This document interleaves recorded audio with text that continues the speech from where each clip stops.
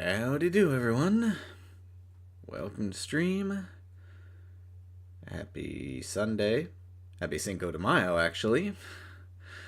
How are y'all doing?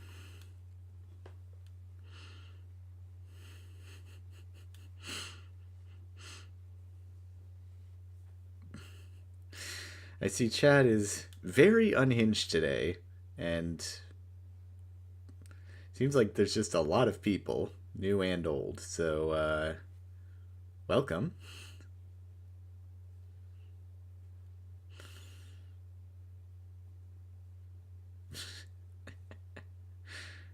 Yes, technically speaking, that is me, Jaybird. Hey, Brat. I am certainly doing. Certainly doing.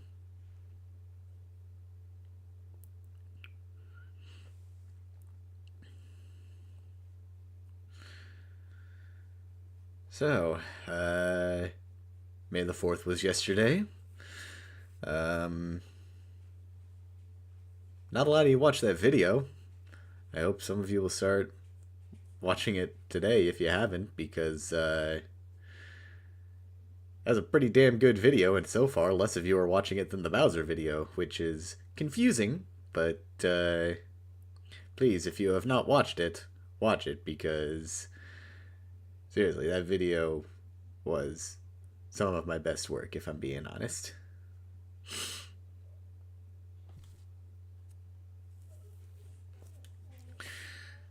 Aside from that, of course, the day after I stream Cool Tunes World, thank you for the super chat. I guess why not?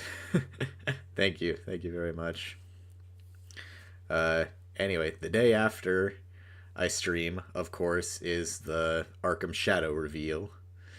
So I've just kind of had to wait until now to talk about it, and frankly, I am completely indifferent because it's fucking WB. Like, what do you expect? It's going to be exclusive to a console that nobody has, even less people have than like next gen, like PS5 and stuff. Yeah, it's literally just gonna be Arkham VR 2.0. Yeah, WB hates money at this point. It's pretty much confirmed. WB just hates money. Like, I don't doubt that there's gonna be some cool visuals and good storytelling, because like this is, it's still Arkham, and by the looks of it, they're gonna have some cool villains like Two-Face, Ratcatcher, and all that. But for the most part, I'm not gonna play that game, because I am not buying a fucking $500 VR headset that I'm gonna use for one video. I'm just not gonna do it.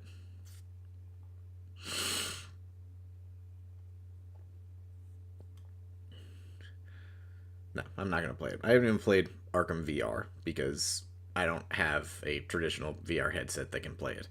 And that's the weird thing. Like, Arkham VR is not available on Oculus Quest. But suddenly this new one is going to be exclusive to Oculus, which makes absolutely no sense and is just baffling to me. Like, it's just so friggin' confusing, man.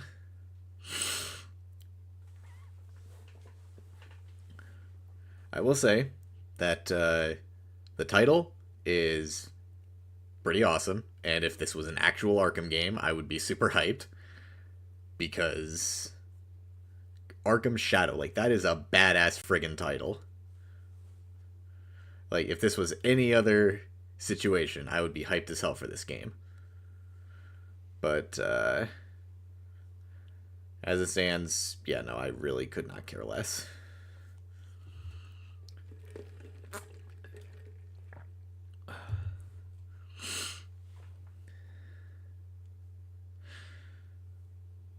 Like, I'm fine with it being a VR game. It's just the fact that it's exclusive to the Quest 3, which nobody has, and nobody is going to buy because it's fucking $500.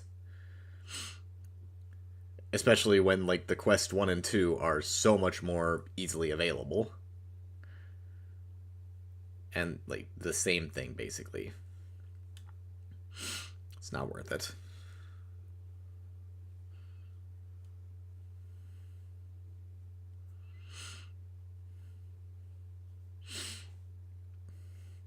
I mean, people are gonna hack it on to other systems, Cryptic Croc.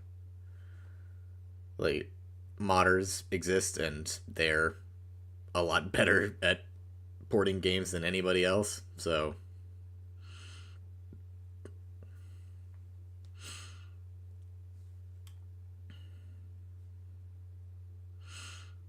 Two quests in real life to go. Yeah, pretty much. What else? Same thing with PS5s and Series X's. You gotta go super far out of your way to even have a chance at getting them.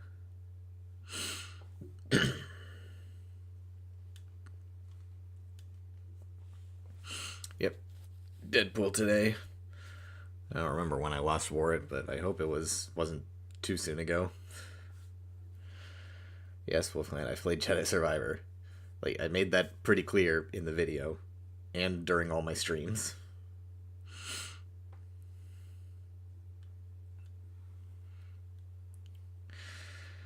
Does Batman get prep time, Chaz? Because that's a determining factor.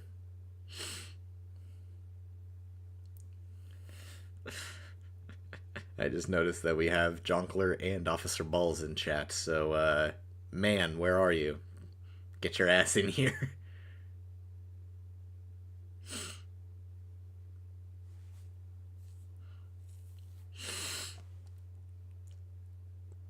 Don't believe in prep time? Then, Dubois. Because she is a unit.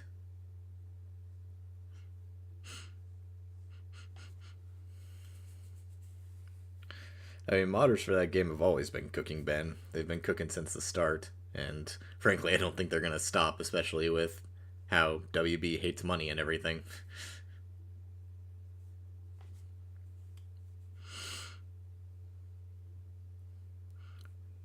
I got platform. Hell yeah, 2.0. Good for you. Very nicely done. That is an accomplishment, and I would know.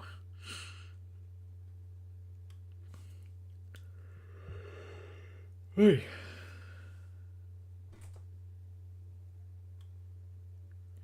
Jeez.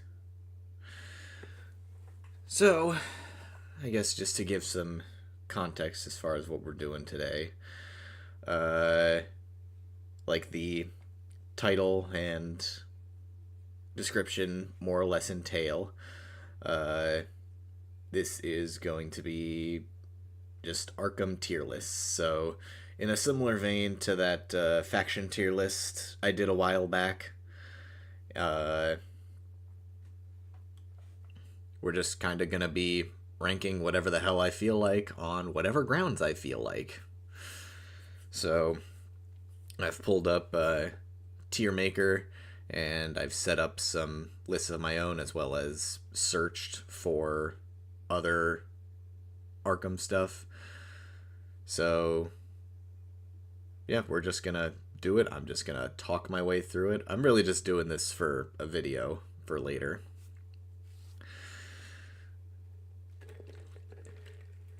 Because a lot of people have been asking me, like, oh, rank the gadgets, rank the enemies, rank the bosses, all that jazz. But frankly, most of those are really freaking boring. Like, I understand wanting a gadget rank, but it's honestly kind of boring to do a regular ranking video. So this honestly felt more appropriate, just giving my real-time thoughts and maybe even getting some influence from you guys.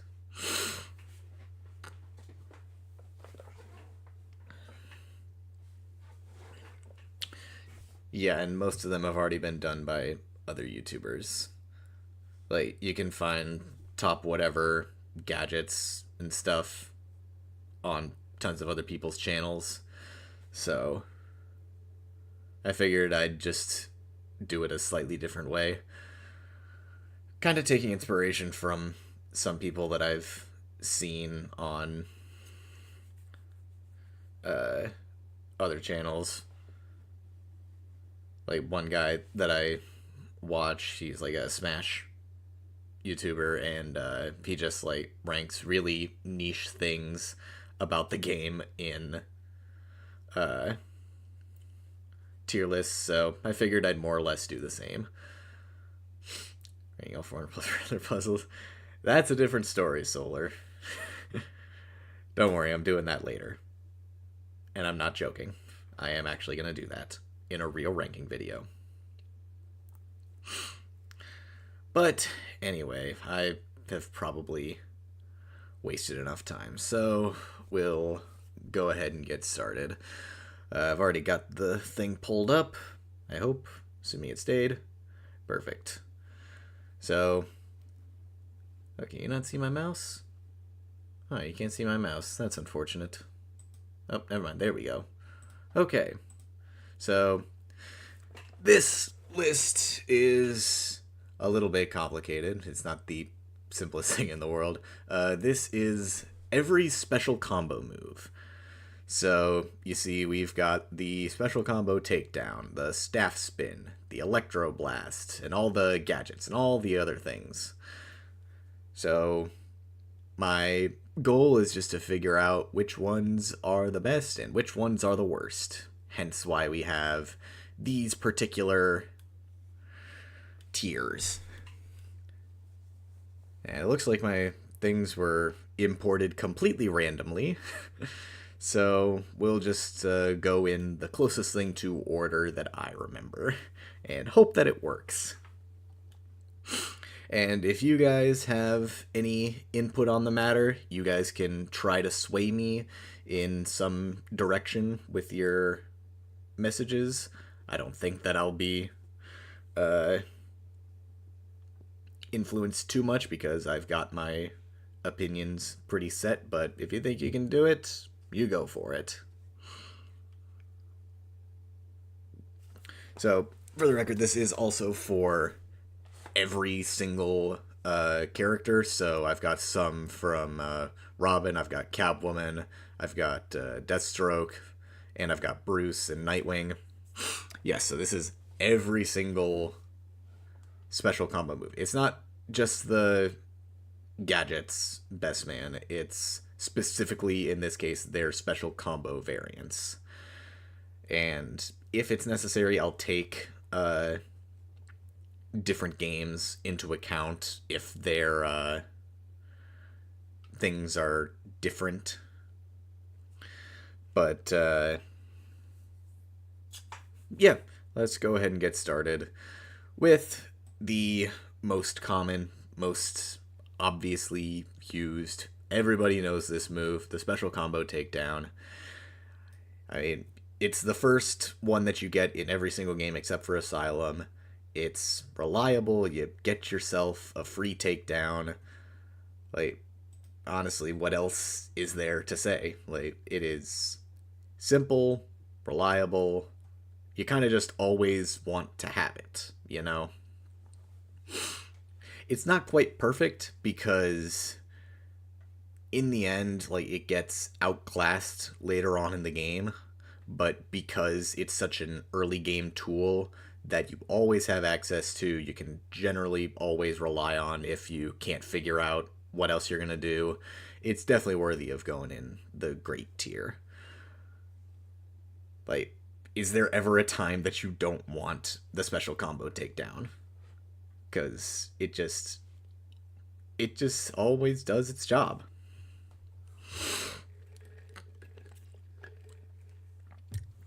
True best man, but that's the case for all of these. You can't take damage while doing any of these moves.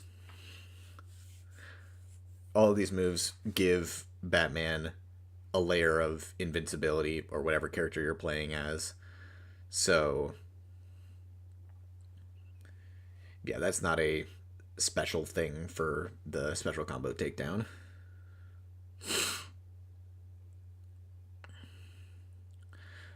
Yes, delayed reaction, man, but that's the case for every single move here. You need to get a combo going in order to use them, which is why I say, relatively speaking, the special combo takedown is free. Like, it'll always work on every single enemy type except, like, electrified guys in Arkham Knight.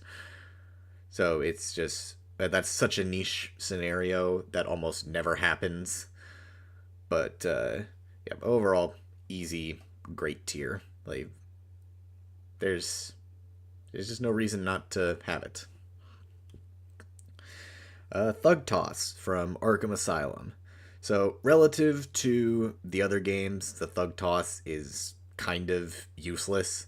Like I would have liked to have it back in the other games, but the fact that we didn't get it back kind of shows that it's honestly fine being relegated to Asylum. And in Asylum, like, it's decently useful, but there's a reason that you get it before the takedown in that game because the takedown is just objectively better.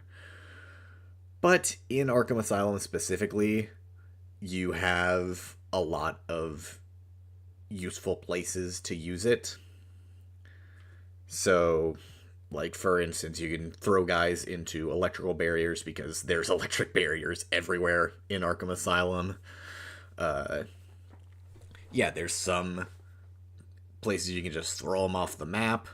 You can obviously throw enemies into other enemies, which is good for getting more splash damage going on, and can even help you get certain enemies or certain difficult enemies. Like you can throw guys into other guys with stun sticks or knife guys to just get them down and out of the way.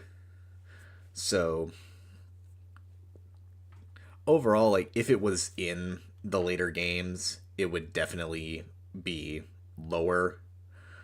But the fact that it's just in Arkham Asylum kind of gives it an edge because there's not much competition.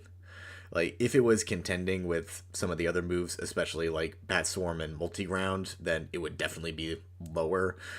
But just the fact that it's in Asylum, which is, really limiting, kind of gives it an edge. And to an extent, we kind of see it in Arkham Knight with the critical counters having the throws. And honestly, that was just a great implementation in general. But yeah, overall, I think just because it's an Asylum, okay is probably the best tier it can go in. What's next? Let's go over to Catwoman, I guess. The Whiplash. This move is weird because it kind of relies on you having a lot of enemies near you. So this is the move where Catwoman just like throws her whip around in a bunch of different directions, hitting enemies or whatever. It's kind of okay because it can get you a lot of damage, and like if you're surrounded, it can like help. It really just damages enemies near you, Lou. Like, I don't think it can knock anybody out, is the other thing.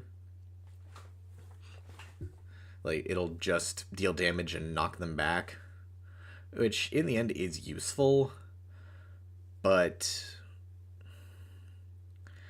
it's just the fact that she has a so much better move at her disposal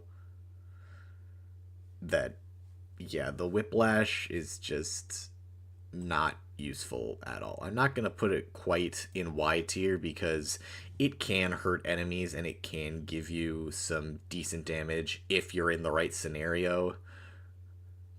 but that scenario is very rare, so I can't really put it any higher than niche. Because, yeah, it is niche. Can't knock out enemies if they're low health. Okay. Yeah. Like, if this was her only move, it would be fine. It would probably be a bit higher, but it's the fact that she has a different move, which honestly we may as well talk about now. The whip trip, which is just so much better. The whip trip is the one where she gets on the ground and just spins around with her whip, which, as the name implies, trips everybody. And what makes this so good is that it knocks over everyone. Aside from armored and brute guys, it will knock over everyone. It'll knock over stun sticks. It'll knock over shields. It'll knock over everything in between. Like, this move is really freaking good. It is so useful. Like, there is pretty much never a scenario that you don't want to use the whip trip, because honestly, yeah, it is just perfect, and it's so useful for Catwoman's kit since she struggles a lot with all the different enemies like shields and sunsticks. Having the whip trip to just completely take them out of the equation is so useful. I'm pretty sure it also hits armored guys. I don't think it does brutes, but I think against armored guys it at least knocks them back, which I don't think the whiplash does. Like, so yeah, this move is just, on Catwoman's kit at least, it's honestly broken because it's just really freaking good.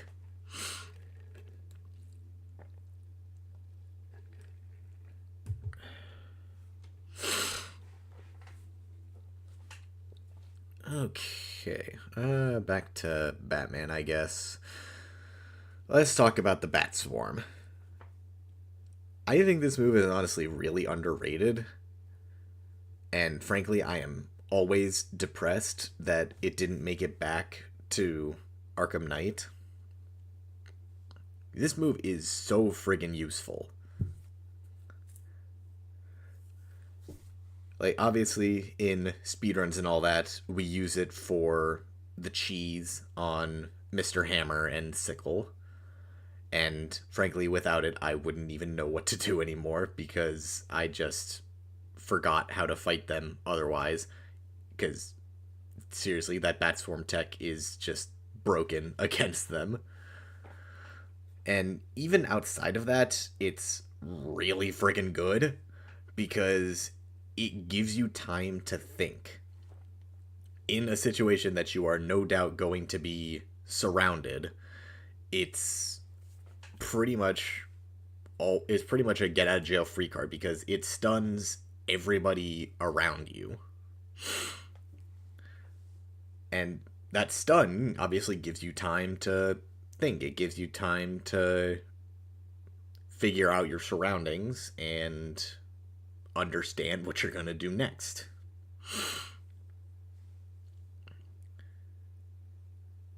Like, it obviously doesn't work against armored guys, but it affects everything else. Yeah, not quite Red Trident. It does affect Titans, but it does not affect armored guys. Armored guys are immune to it, but they're the only ones that are immune, and at least when you're in Arkham City, like, you've got other ways to deal with that.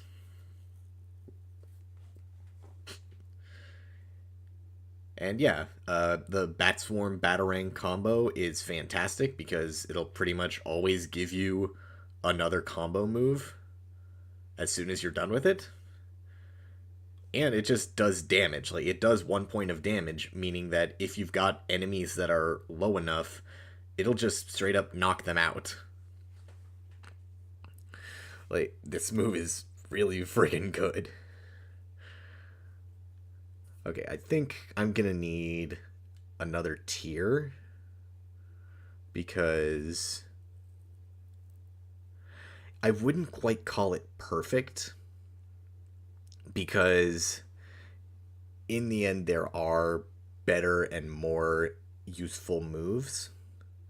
So I don't think I can quite put it up in perfect. But I can't quite put it in great either because that's honestly an understatement. Like, it's better than great. So what I think I'm going to do is add row above. Maybe we'll change this to great and make this good. So it's slightly better than the other ones. And we will put that up there because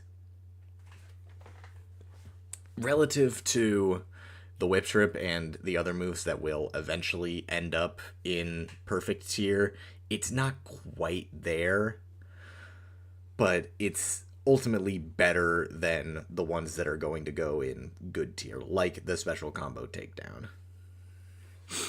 So, yeah, overall fantastic move that you'll pretty much always want to use. I mean, you're always going to have to use it because you end up, because in order to unlock the multi-ground, you need to get it. And yeah, it's perfect. And we're just going to put it at the top of perfect because seriously, this move is absolutely busted.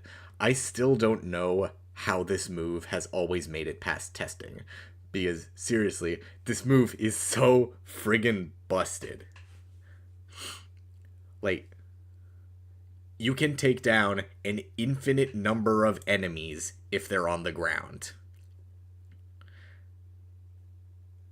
And you have so many friggin' moves that can get enemies on the ground. Like, I don't think I really need an explanation. Like, this move is friggin' busted. It breaks so many combat encounters throughout every single game that it's in. Like, they tried nerfing it a bit in Arkham Knight by the fact that you have a quote-unquote nerfed Batarang, but they actually just made it more broken. Like, I don't know what to say because it's just so broken. I still don't know how it made it past testing and how it made it all the way from city to night. Like, do any of you have things to say about it? Because seriously, it's so friggin' good. Like, there is never a time that you don't want to use this, especially just because of how many easy ways that you can get it.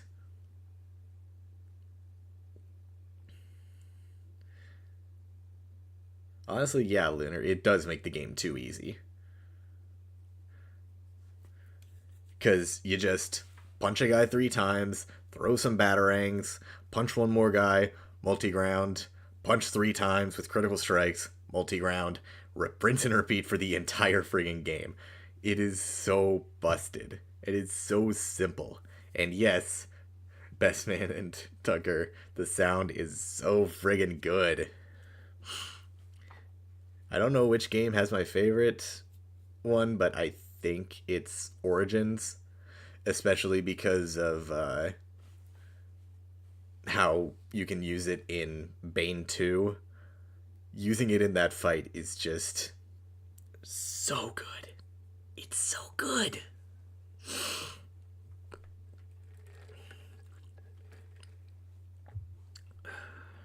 Hey, Floopy. Good morning. Okay, who do we go to next? Let's do some Robin. So, Robin's Thug Toss. This is honestly just worse than the regular Thug Toss. Frankly, it is not that useful compared to his other move, which we'll get to soon enough. Like, in the end, it's fine, but the fact that it's in Arkham City makes it just worse. And you know, the thing that makes it even worse for Robin is that you can't really aim it. Robin just kind of throws the guy wherever he feels like. Like Batman's thug toss is really simple. You pick the guy up, you point the stick where you're gonna aim, and you throw. Robin's, I never have any idea where he's gonna throw. Because he does the spin around. And, you know, if he didn't do the spin around, or if it was, you know, consistent, it would honestly work really well. But the simple fact that you don't know where he's going to throw makes it not all that useful. It can be used in some odd scenarios, but overall, it's not something I would use very often. It's just. It's weird, you know? Like, same thing with the whiplash. Like, you can use it, and, like, I think it does some residual damage on guys while Robin is spinning, but, yeah, in the end, it's weird. Let's see. Let's do one for Slade. Where is his? Slade's Staff Slam. So the Staff Slam is basically Slade's version of the Bat Swarm, except it's even more busted. So you know how the Bat Swarm can't stun like brutes or armored guys and they'll just block and then retaliate really quickly? The Staff Slam doesn't have that problem. So the interesting thing that Slade has is that his moves have two variants. They have the regular variant that's the same as every other move, but they also have free flow variations.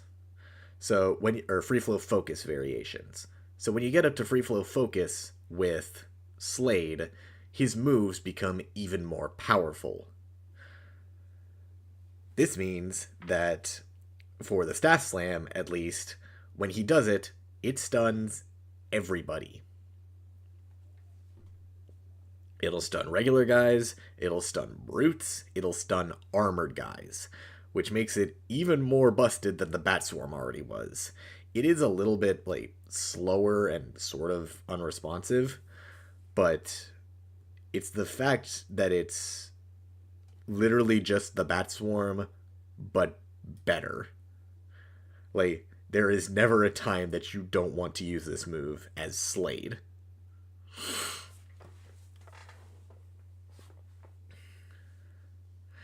Yeah, and that applies to all of his moves, which, you know, we'll get to when we get to them. But, yeah, on his Staff Slam in particular, it is friggin' busted. I didn't actually list it on this, but since it is ultimately the same, but this applies to his special combo takedown as well. Like, it just gives you 2 free takedowns, which is, like, again, pretty friggin' busted. You just get 2 free special combo takedowns when you get up to free flow focus as Slade. Like, seriously, he's a really friggin' good character that I don't think people are talking about.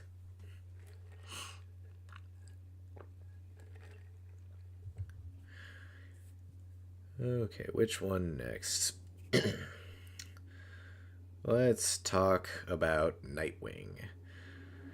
Nightwing's little Electroblast. And while we're at it, since it is ultimately the same thing, we'll also talk about the Remote Electrical Charge. These moves are kinda just okay. Like, they'll just kinda damage enemies.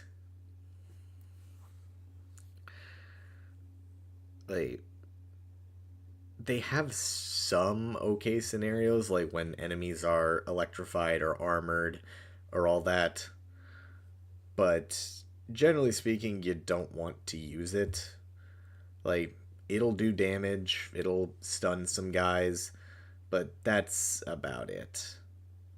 Like, again, you can use them, but compared to all the other moves that you have, and in the case of Nightwing, one other move, which is really good, you just don't want to use it. Like, you can use it to, like, get enemies off of you and all that, but for the most part, you really don't want to bother with these.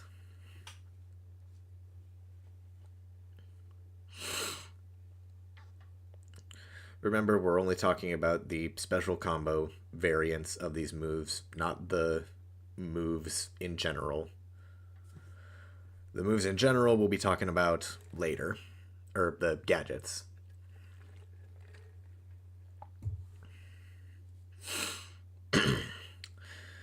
Batmobile takedown. Why? Simple as. Why? This is the worst fucking move in the game. It should never have been implemented, and I am never going to stop talking about it. Stop talking about why they replaced the Bat Swarm with this absolutely useless piece of shit. If the Batmobile is close enough for you to use the takedown, get in and just take them out that way. It is so simple. It is genuinely the most useless thing in these games.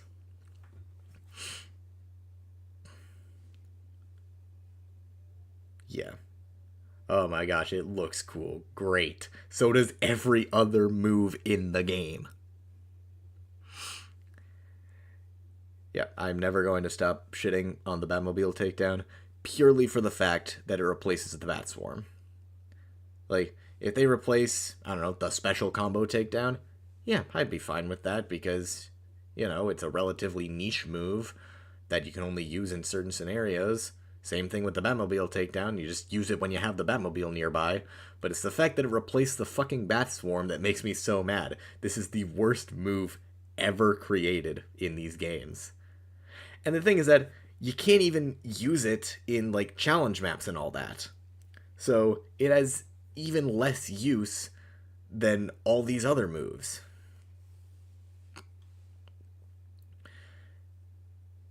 It's like, what is the point of having it when you can just get in the Batmobile and take all these guys out by yourself?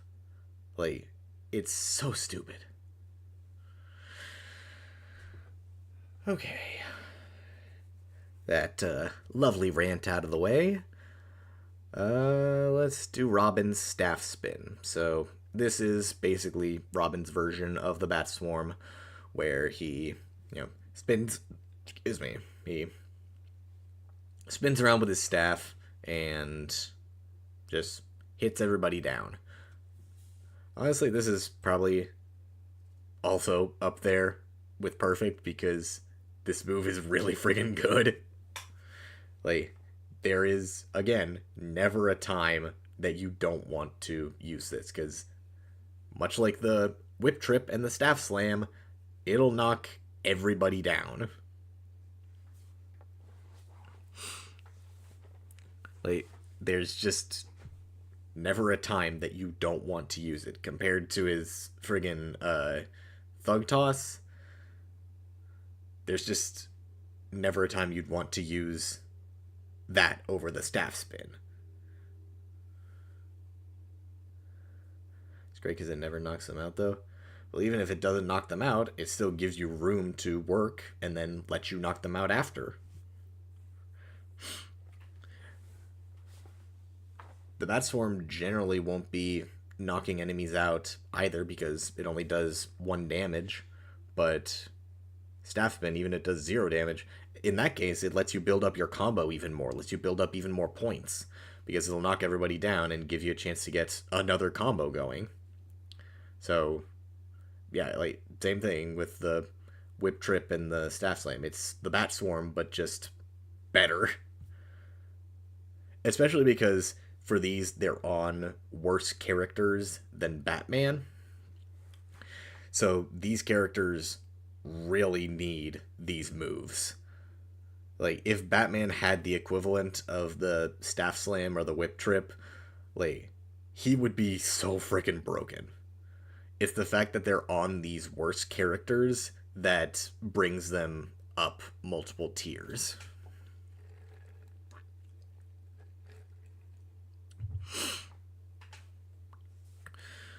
Okay. The last important Batman one, Disarm Destroy. That's going up in great.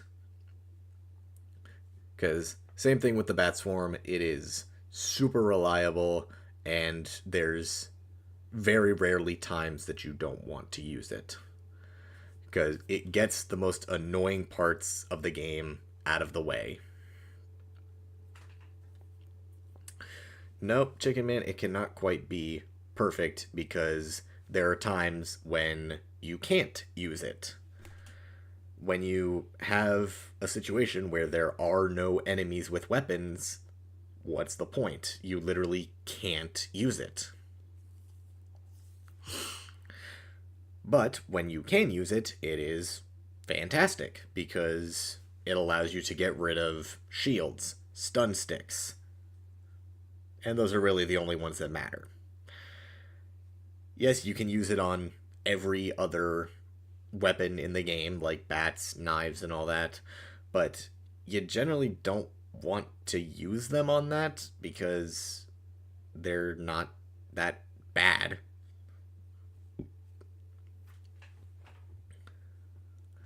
Like, you really only want to use it on shields and stun sticks because those are the difficult ones that are going to make it hard for you to keep surviving.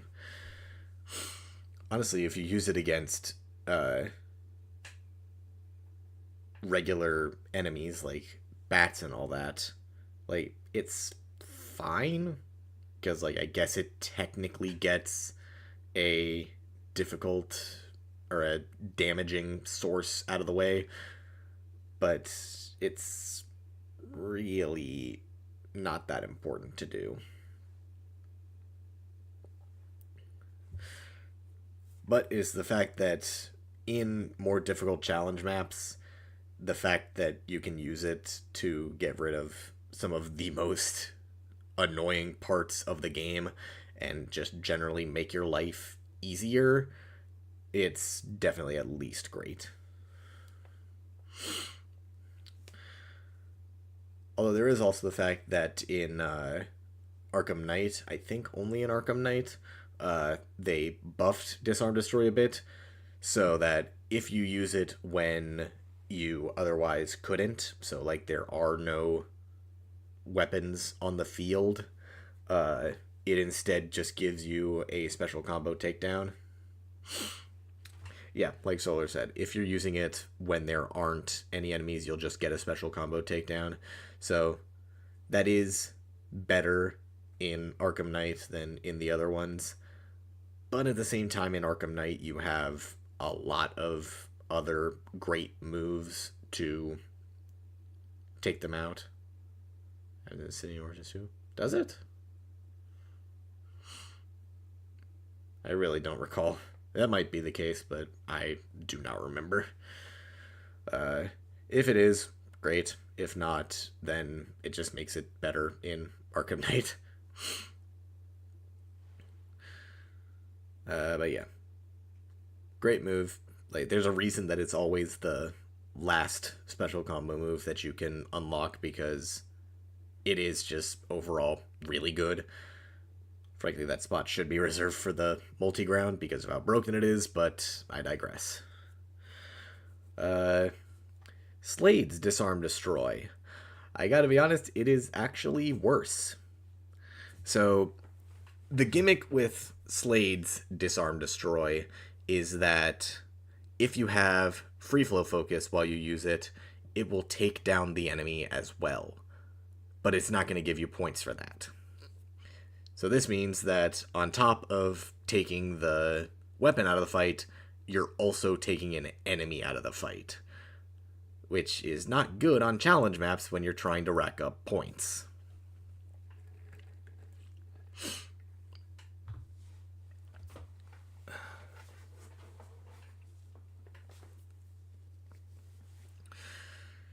So, yeah, like, again, you can use it, and when you use it just as the regular combo move, it is better.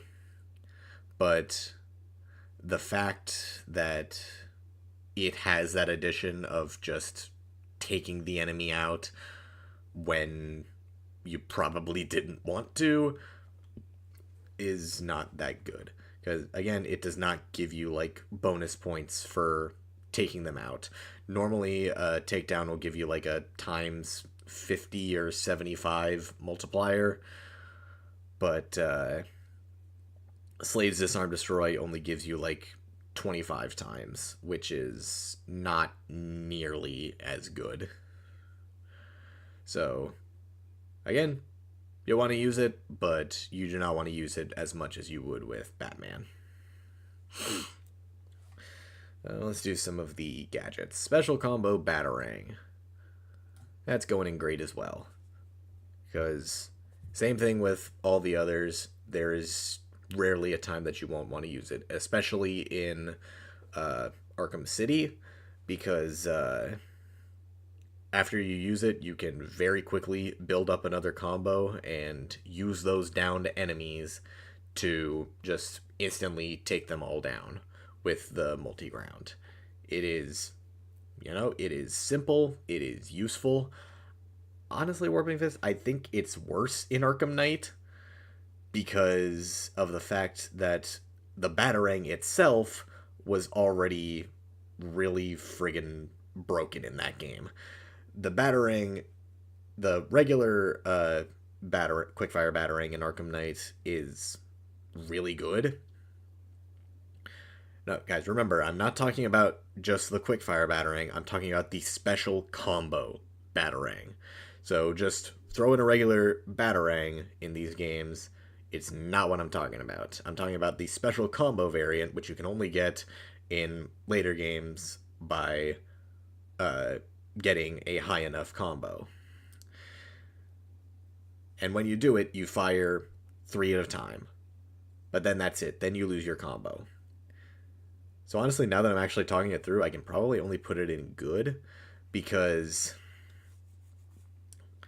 when you throw regular Batarang in Arkham City, you can throw up to 3, and that does the exact same thing without getting rid of your combo. And in Arkham Knight, the regular quickfire hit automatically hits 3 people. And if you're doing the special combo variant, it just does a slightly more powerful version of it. So,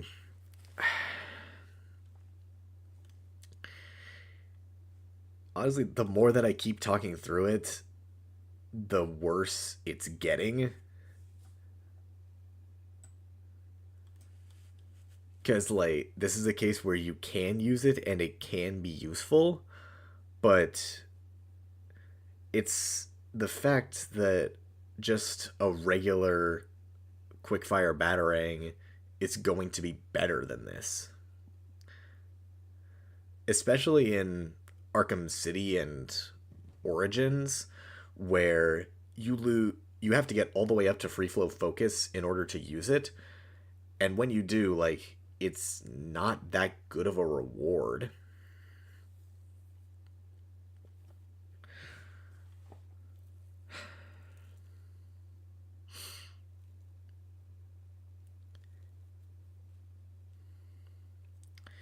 Yeah, like, yeah, the more I think about it, the worse it gets.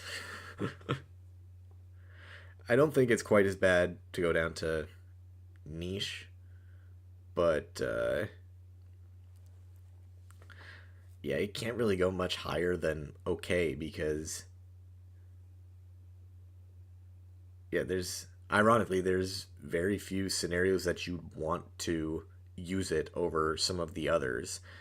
It's useful, I won't deny that, but it's just outclassed by, ironically, by itself.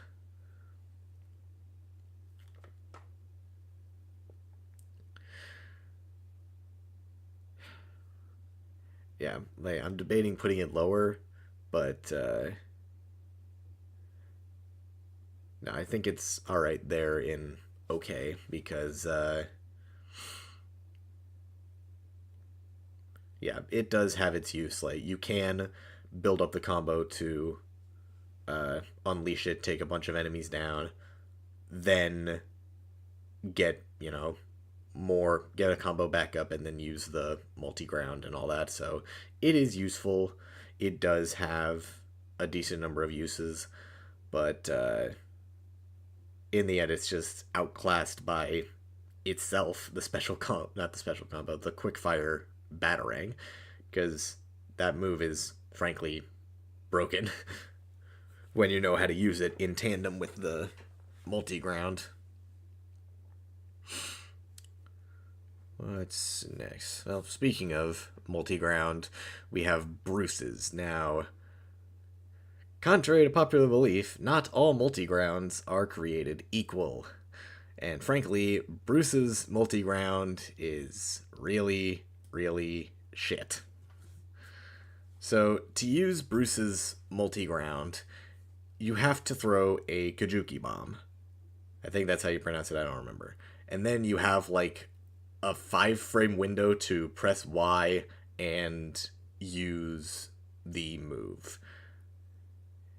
It is very difficult to use because you have to hit enemies down and then quickly get this gadget out to then use this attack. It's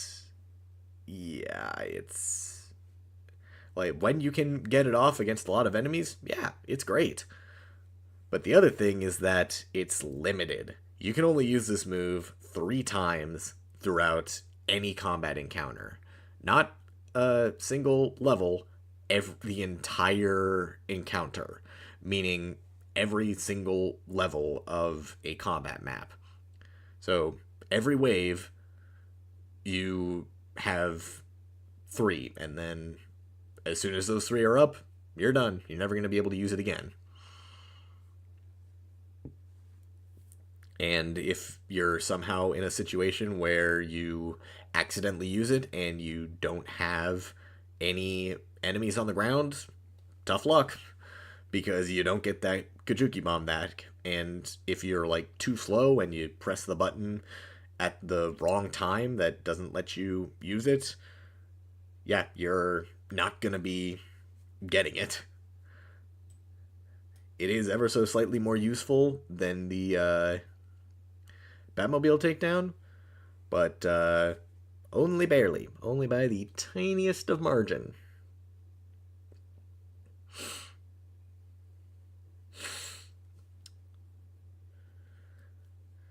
Yeah. And yeah, that too. Like it can lose you a lot of combos. Like if you just don't press the buttons at the right time, you're just not gonna get it. So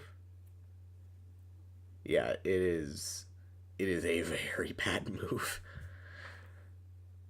Like it's a cool idea having it tied to a gadget, but yeah, it does not work. It does not work at all. Special combo Freeze Blast. Yeah, this move is pretty great. Much like the other special combo gadgets, it is a bit hard to use because you do need to have like a swarm of enemies in order to use it. But when you can pull it off, it is so useful because it just freezes enemies. It just completely eliminates however many enemies are in a small area for like 30 to 60 seconds. However long the freeze blast lasts, I don't actually know. But yeah, like you just completely eliminate X number of enemies from a combo encounter or combat encounter. Like there is no reason you wouldn't want to use it. Again, it is hard to use because you do need to get a combo and you do need to have a decent number of enemies in a certain radius in order to use it. But when you do and when you pull it off, it's really freaking good. Also affects enemy. Yeah, it does affect enemies on the ground because that's just how the freeze blast works.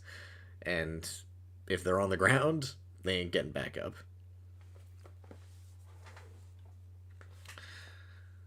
No, Real Gamer, you're not banned.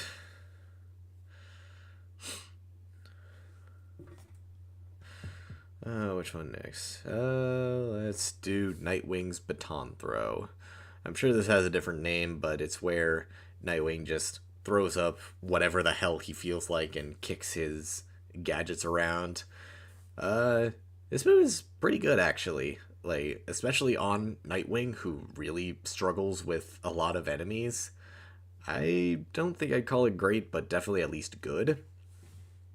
Because it knocks everyone over. Like,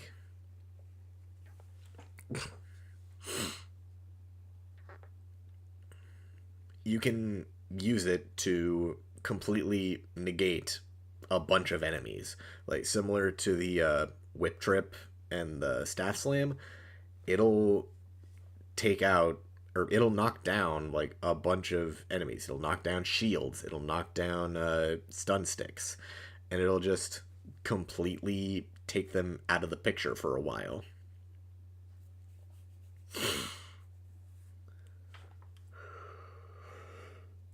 Excuse me. And it'll work on a lot of them. Like, it won't just knock down 2 or 3 enemies just because that's all it feels like. No, it'll hit like 6, 7, maybe even 8 enemies if there's enough in the way, because it doesn't just like throw a stick at one guy. No, it'll throw the stick, it'll bounce to another, then bounce to another, then back at Nightwing, then he'll throw it again, all that jazz. Like, he'll just keep throwing stuff until like a bunch of enemies are knocked over. Like, again, it doesn't work on brutes and armored guys, which Nightwing really struggles with, but the fact that it can take out a bunch of really annoying enemies is really good.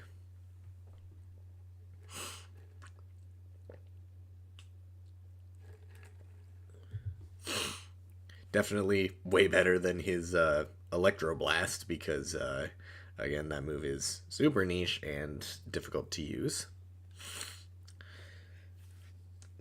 Okay, because you asked, Slade's multi-ground,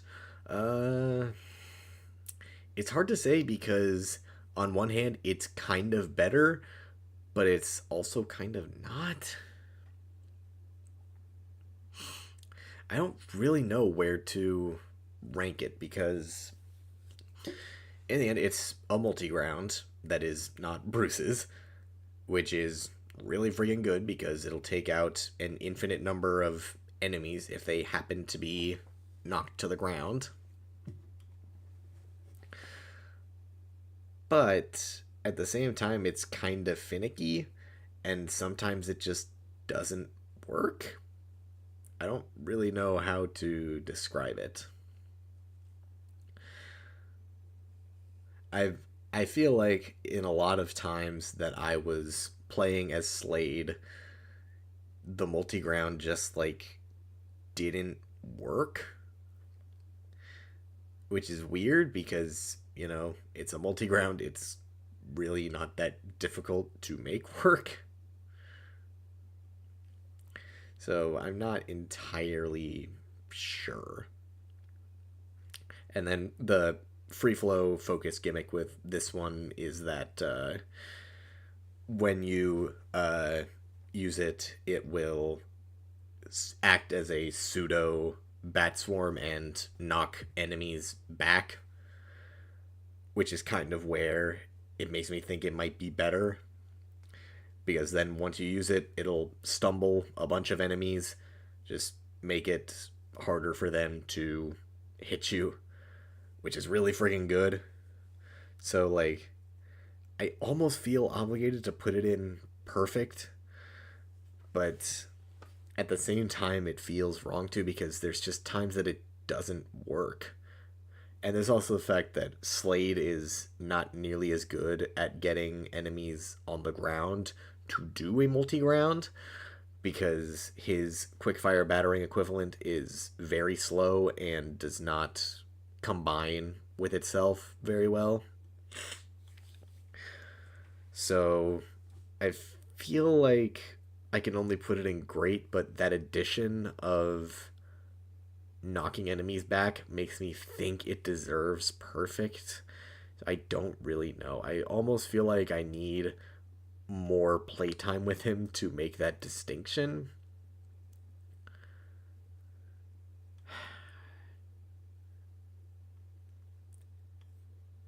I think it deserves perfect. It's weird. It's in a weird middle ground where it almost certainly deserves perfect, but my experience has been odd with it at times.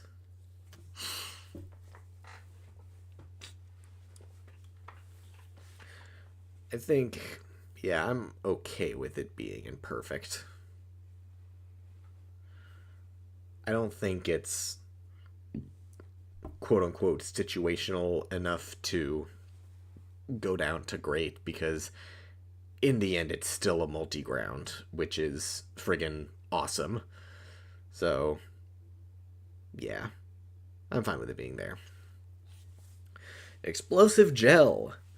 This is niche as hell. And this is weird to talk about because there's two different kinds of explosive gel, and one of them is also basically just the concussion detonator. Like it is odd.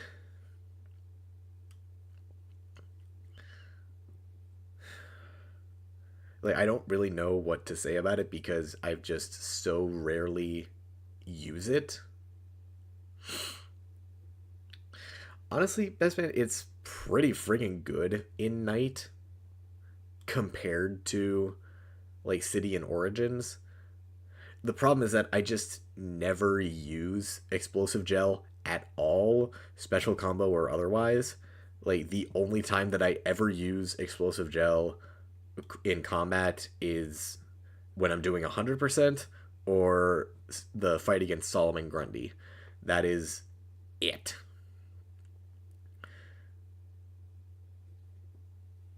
So like, but then like seeing it in Arkham Knight kind of get better. The regular quickfire variant is horrible and it's one of the worst moves ever. But the special combo variation is really good because it instantly detonates, makes a huge explosion that disorients a bunch of enemies. But I just never use it because there's so many so far superior moves, especially in Arkham Knight.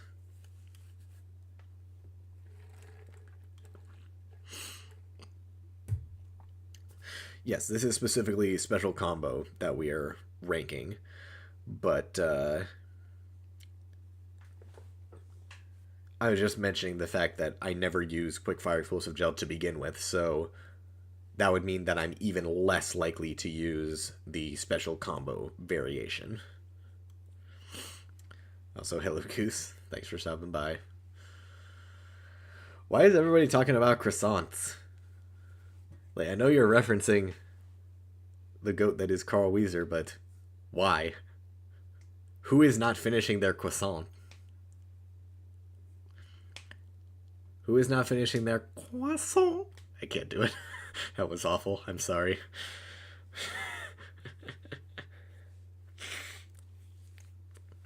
Oh my god. Anyway, yeah, explosive gel, like, not that good. But in the end, it's better than Y because there are places you can use it. I've just literally never use it. Shuriken Swarm. This is Bruce's other move in Initiation, and this thing is really freaking good because of one special addition. When similar to Slade, when you use this move in Free Flow Focus, you don't just get shurikens, you also get caltrops. Now, caltrops are pretty fucking useless outside of, like, one random scenario that you're maybe gonna find for them, but in combat maps, with this move specifically, they are so friggin' busted. Because when he does the Shuriken Swarm, he sends out 3 drops of caltrops. This means that there are just an infinite supply of spikes along the battlefield that enemies are going to have to avoid, and they never avoid it. So you just throw them out, and then all of a sudden, everybody's falling over the caltrops. It's really friggin' good. So I think this is why the multi-ground had to be so nerfed for Bruce, because if you had this combination in if you had this combination readily available, getting out the Shuriken Swarm with a bunch of projectiles that is going to make everybody fall over, and then just had immediate access to the multi-ground, which, again, you don't actually need a combo for, like, Bruce would fly through every single combat map. It's busted. So that's kind of why they had to nerf it, to just make it not work. But yeah, Shuriken Swarm, and even the regular version that isn't Free Flow Focus based is still just really good, because, you know, it just throws out a wide spread of projectiles that'll get a bunch of enemies off of you and give you time to think, and also just, you know, do damage.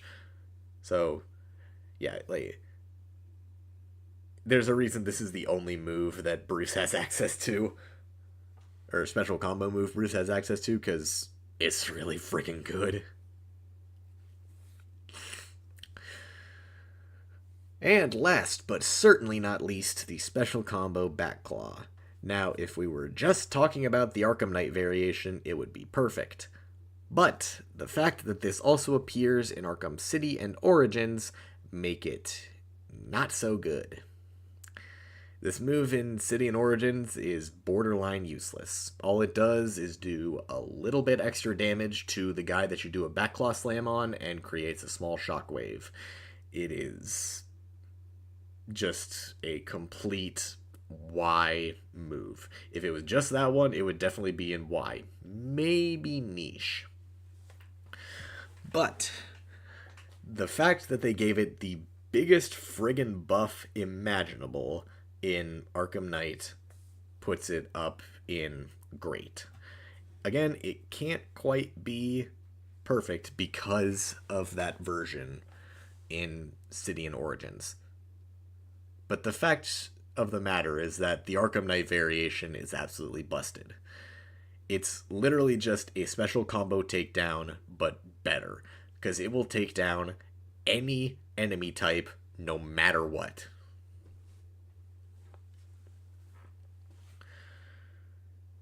Which is especially useful for friggin' brutes. Using this move on super brutes in Arkham Knight is, like, the only way that I know how to deal with them at this point.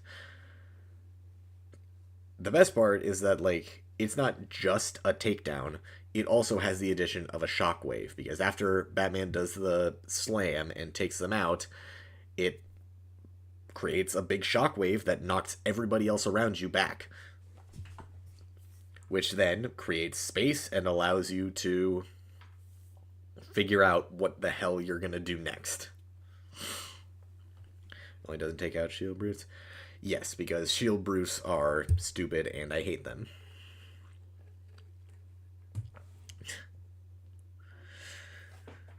Okay then. That is this list done. Nope, stream is not over. Don't worry. This is only the first of multiple tier lists that we're going to be doing.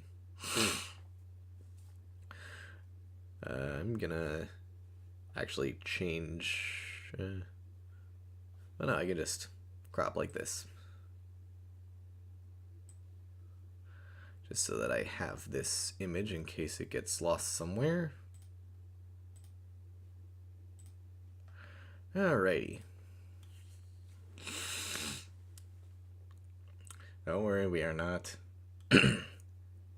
ending stream. We've only been going for an hour. We've got a lot of things that we can still do. I'm actually gonna change my thing really quick so that I can find my next one, because it is somewhere on here. Where are you?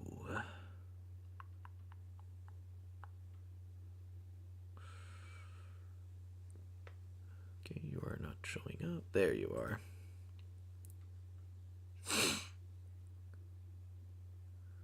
Okie dokie. Let's see if that's the right.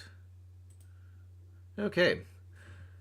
So this one is one that somebody else has already made. I didn't make this. This one is gadgets. People have wanted me to do a gadget ranking for who knows how long. And now I'm finally doing it. I think that there might be a gadget or two missing or added from this, but yeah, we've got gadgets, which a lot of people wanted, so here we are.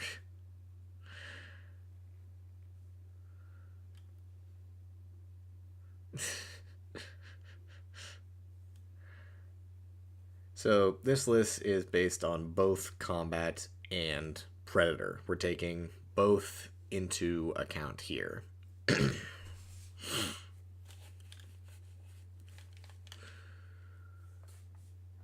That means that I have to take a lot of different things into account. And also, yes, human, I don't know what some of these gadgets are. It looks like they included Catwoman, but not the other characters.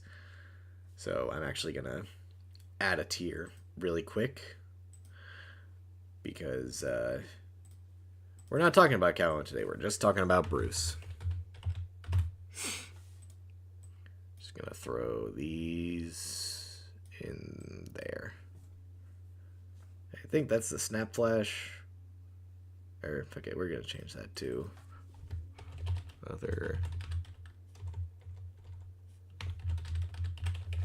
other characters, because it looks like there's the snap flash and the wrist darts, which we really don't care about. We're just caring about Batman today.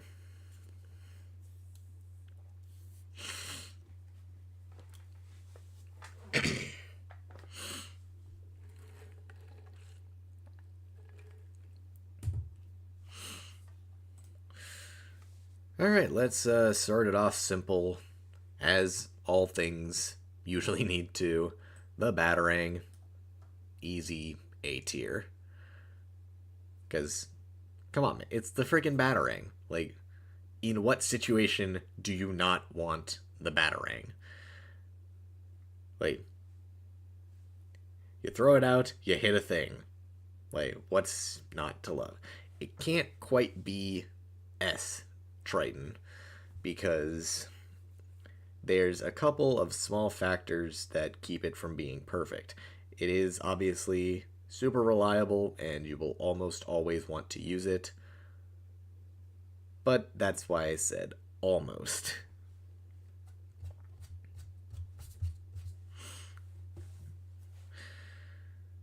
In the end, it's not quite... I'm not talking about iconicness here. I'm talking about usefulness. And you know what? The more I'm thinking about it, when compared to the other gadgets, it's getting very close. I think I'm definitely going to have to go back and reconsider this, maybe. We're going to have to see. I know, in the end, like, it's just kind of a gadget that you always want to use, and because you always have it. Like, it's literally the only gadget that you have for the entire game, for every single game, because, Asylum. It knocks a guy down, and does damage to them. In Asylum in particular, it's really friggin' good because you have the addition of the fact that ground takedowns in Asylum are silent, which makes this and especially the multi batarangs, which it looks like are not on this list for some reason, really friggin' good.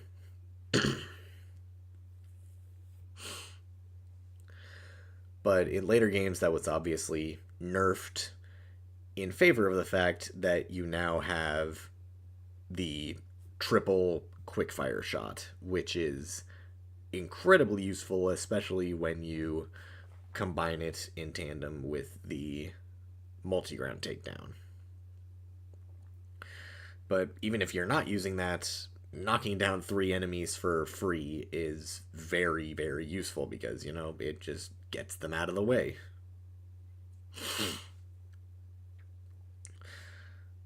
And then, even still in Predator, without the silent ground takedown, it's very useful because you just throw it out, the guy's knocked down, you glide down, ground takedown, get the heck out of there. Like, it's essentially a silent takedown, but faster. And then, even like when you get caught or something, you can just throw a couple of them out, and the guys will stumble back as you run up to them right into their face to knock them out. Overall, like I said, there's pretty much never a time that you wouldn't want to use this. But it's not quite busted, which we cannot say the same thing about the remote claw. The remote claw, easy, easy S tier. This thing is busted as hell. There's a reason that it's only been in Origins. And yeah, it's simple. It's absolutely busted. But it's only busted when you have upgrades. If you don't have all the upgrades, it would probably be in like B, maybe even C tier. The fact, though, that you get 3 completely free takedowns with this thing is completely busted, and frankly, they should have given it a little bit more thought.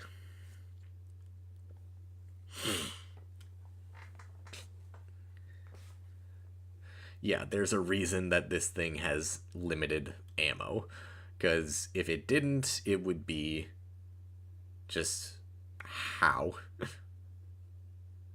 Like, how would it have made it through testing? But even still, like, when you don't have the, what's it called? The tether upgrades, it is still really good because, it can pull fire extinguishers and propane tanks into enemies, which will either knock them out or at least knock them down and obscure them in smoke. And like, if you have a really niche scenario where you've got 2 guys on opposite ends of the map, you can at the opposite ends of the map with rails, you can attach them and they'll just both be pulled off like with the back claw, which is really friggin' good. And yeah, it has the tightrope shenanigans where you can create ropes in between gargoyles to both avoid explosives on them and get tightrope takedowns, which are both really cool and are just very useful because they act as inverted takedowns but are possibly better because they're not restricted by the gargoyles.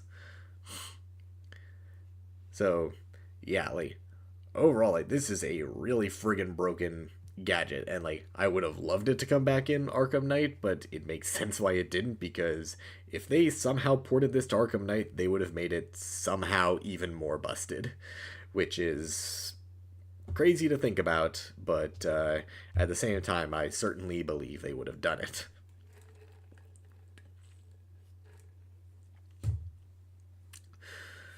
Okay, let's do explosive gel.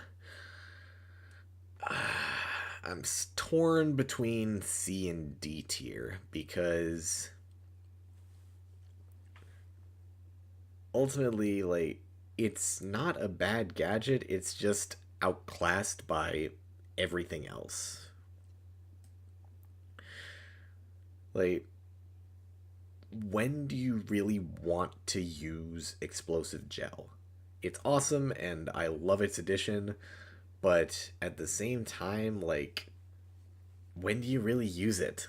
Like I was saying back in the special combo moves, I never use it outside of doing 100% or uh,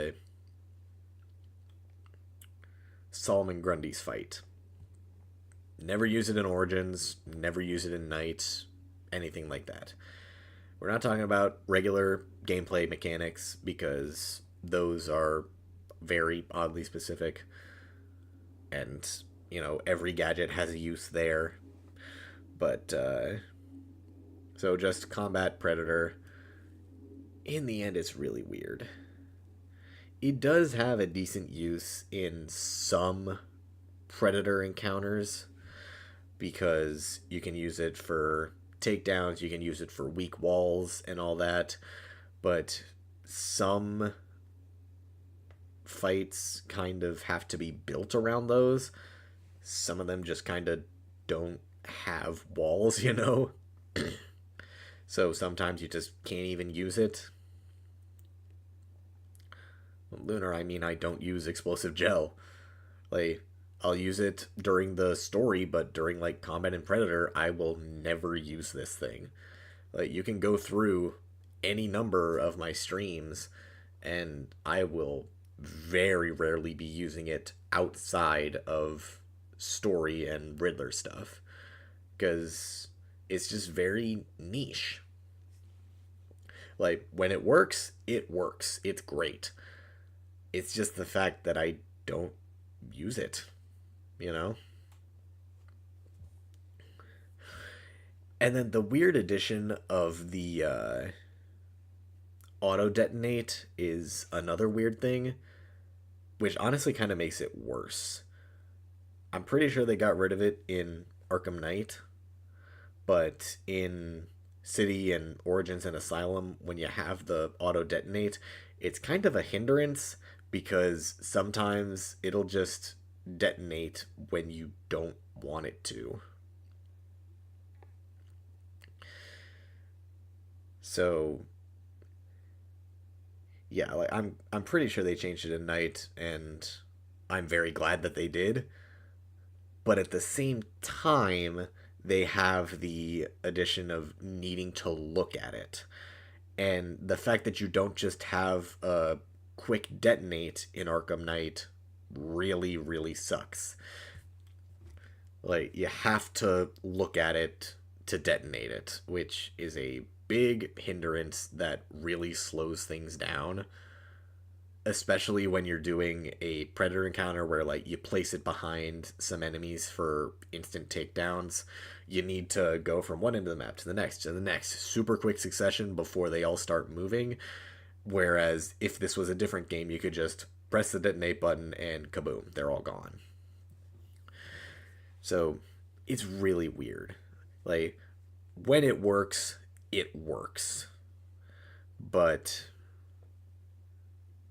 it's just getting it to work is difficult. Like, if I used it more, I'd probably rank it higher, but the fact that I just never find a need to use it keeps it from getting any higher.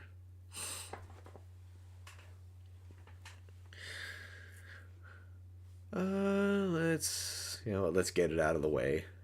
Concussion detonator, useless, obviously. We all know it's useless. Like, it should not exist. It is the stupidest gadget they have ever implemented. But technically, it can't quite be considered useless because it does have two incredibly niche uses, which I've talked about a lot. It can be used on Copperhead and Firefly, which is obviously really freaking important because those fights are pretty hard without it. But outside of those scenarios, yeah, you have literally no reason to ever use this thing. All it does is stun some guys, which you get far better if you use literally any other move, like Explosive Gel, or a Batarang, or the Bat Swarm, or literally anything else.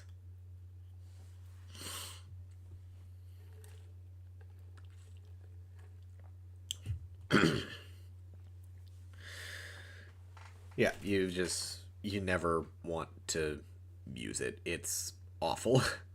There is no reason that it should ever exist. Yep, or the Cape Stun, which is just so much better in every way. It's not even funny. Okay, let's do Sonic Batarang. Sonic Batarang. It's tough to say between A and S tier because it's a very useful gadget in every single scenario, especially when you get the shock. But it's the fact that you can only use it once.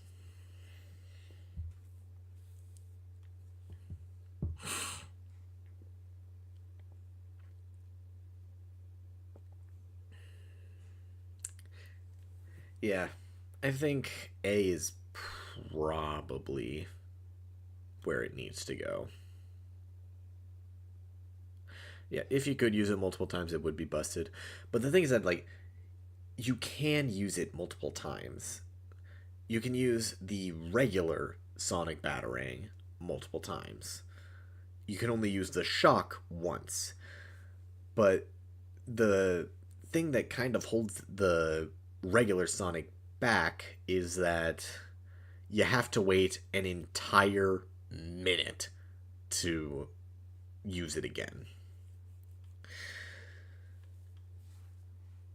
Which is just way too long, especially when you compare it to the voice synth, which we'll get to later.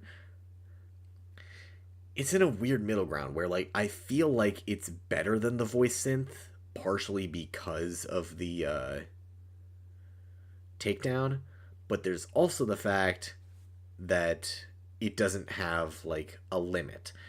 If you decide to take all the time that you want to in the world to take these guys out, you can just throw the Sonic Battering down an infinite number of times and it'll always work. Whereas with the voice synth, they catch on after one or two uses. So it's in a weird middle ground. And I'm not sure what to do with it.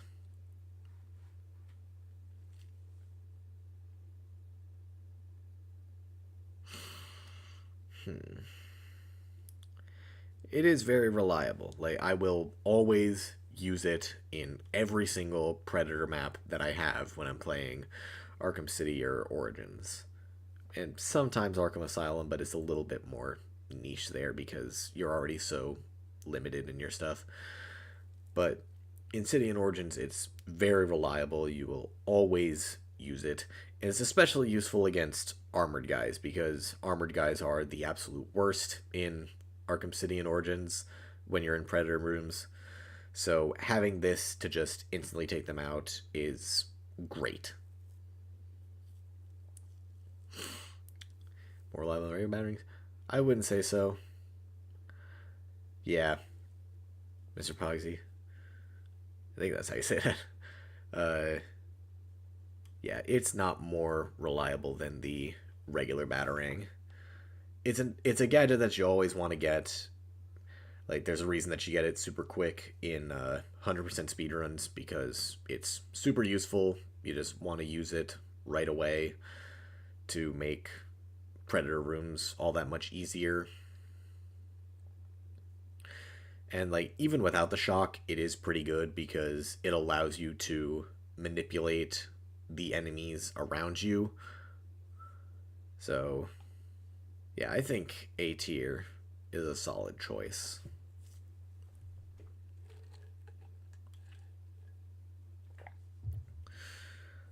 Let's do let's get the last of the batarangs out of the way. Why not? Remote batarang. It's not that good. Well, it's in a weird situation because like if you know what you're doing, it can pretty much solo a combat encounter. But if you're not in the right scenario, it's completely useless. And of course, we come into Asylum where this thing is so bad. It is one of the worst gadgets ever in Arkham Asylum. It controls like a semi truck and it cannot hit shit. But at the same time, if you can use it correctly with a good line of enemies, you can just instantly knock down 3, 4, or even 5 of them. But at the same time, if you're doing that in Arkham Asylum, you've got the multi-batarang. So, in Arkham Asylum, it's useless. It would go into useless. But in the later games, I don't know. Obviously, you can't use it in combat, but in Predator, it's weird because it's kind of fun to mess around with, and you can do some interesting shenanigans sometimes depending on the map.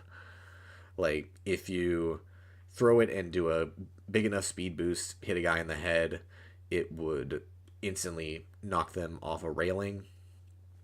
But if you don't have a scenario like that, like if you don't have railings, for instance, or you don't have enough room to build up speed, or you just don't have ledges, it's really not that good. And the reverse batarang, of course, is completely useless, and you literally only use it once for a single Riddler challenge.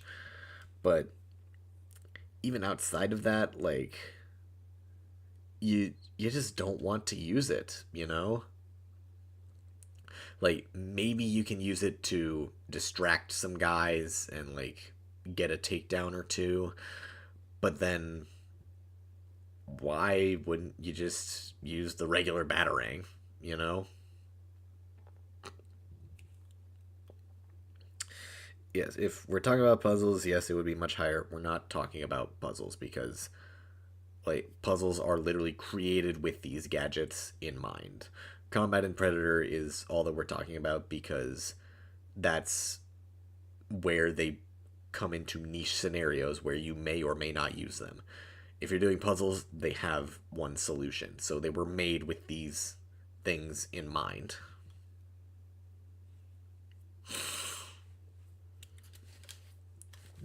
But yeah, in Predator, this thing is just like you can use it. It can sometimes pull off some interesting shenanigans, but it's like, why would you bother? You know? Why would you bother with this compared to the regular batarang, which is just infinitely more useful? Okay, next we will do the... Alright, let's tackle the disruptors. So, there are 3 different disruptors, and there are not 3 of them on this list. So, I'm gonna have to get a little bit creative and kind of just rely on you guys remembering them. So, we'll say these 3, even though they are very clearly not, are the disruptors. We've got City, Origins, Night, because they're all different in their own ways. I hope you guys remember because, frankly, I'm not going to. Probably. Let's just go from worst to best. Origins Disruptor is awful. It is so freaking bad. Because of one simple fact, your shots can miss. And if your shots miss, they're just gone. Reduced to atoms. Like they never even existed. It's like, just why? Whose decision was it to have your shots potentially miss? Like, it doesn't make any sense. And even then, like, in Origins, your disruptor is not all that useful because it's the same disruptor functions as in City. So, speaking of, City, I'd say is pretty average. Because, it's good for disrupting a couple things. You can jam guns, you can blow up mines, and that's about it. Like, it's good for getting rid of those couple of things, but aside from that, like, you're probably not going to use it too much. More often than not, you're probably going to use it on mines because, that'll get rid of enemies for you. But aside from that, you're probably not going to use it. And guys, that's not the concussion detonator, that's the glue grenade. The concussion detonator is right here. You can't see it because the text is so small, but that reads concussion detonator. And the concussion detonator and the glue grenade have the exact same model. I did a poll on this a while ago, and some of you knew this, so you should be able to remember that. But I didn't want to do the glue grenade separate from the freeze blast because the freeze blast is the exact same thing. Anyway, Arkham Knight Disruptor. S tier, obviously. This thing is so freaking busted. Like, you can do so much bullshit with this disruptor. And, like, some of it you probably don't even bother using. Like, you can disrupt stun sticks for some reason. Why? Who cares? You can do it.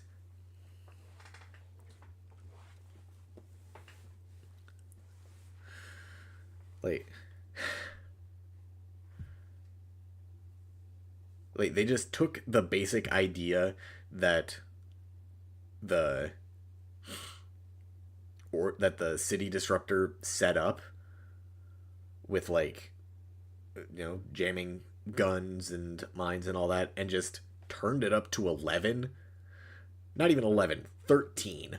Because seriously, it's so freaking busted. And the fact that you get 4 shots in this game compared to 2 and 3 in City and Origins is somehow, like, it's even better. Yeah, you can disrupt entire tanks. On top of disrupting guns, you can jam them twice to make them explode, which you can then combine with the wreck gun to just blow up immediately instead of having to wait for them to shoot. You can disrupt ammo crates to make guys go attack them. Like, you can disrupt med packs, you can disrupt detective mode trackers, you can disrupt jammers. You can do freaking whatever the hell you want in this game with this friggin' gadget. It's ridiculous. Yeah, and the disruptor shots regenerate over time. Like, who thought this was okay? Like, you do need to invest a lot of upgrade points to get, like, up there, but even still, it's not that much, and you get so many upgrade points throughout this game.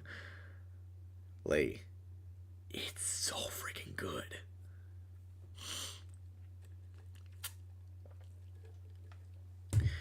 Yeah, and yeah, it has that vehicle tracking feature, which, yeah, is technically pretty useless, but you know what? It's another function that exists and is cool. Like, why not? They just threw whatever the hell they wanted onto this disruptor and said, okay, it's good enough. Like, it just is its own thing, and it's spectacular.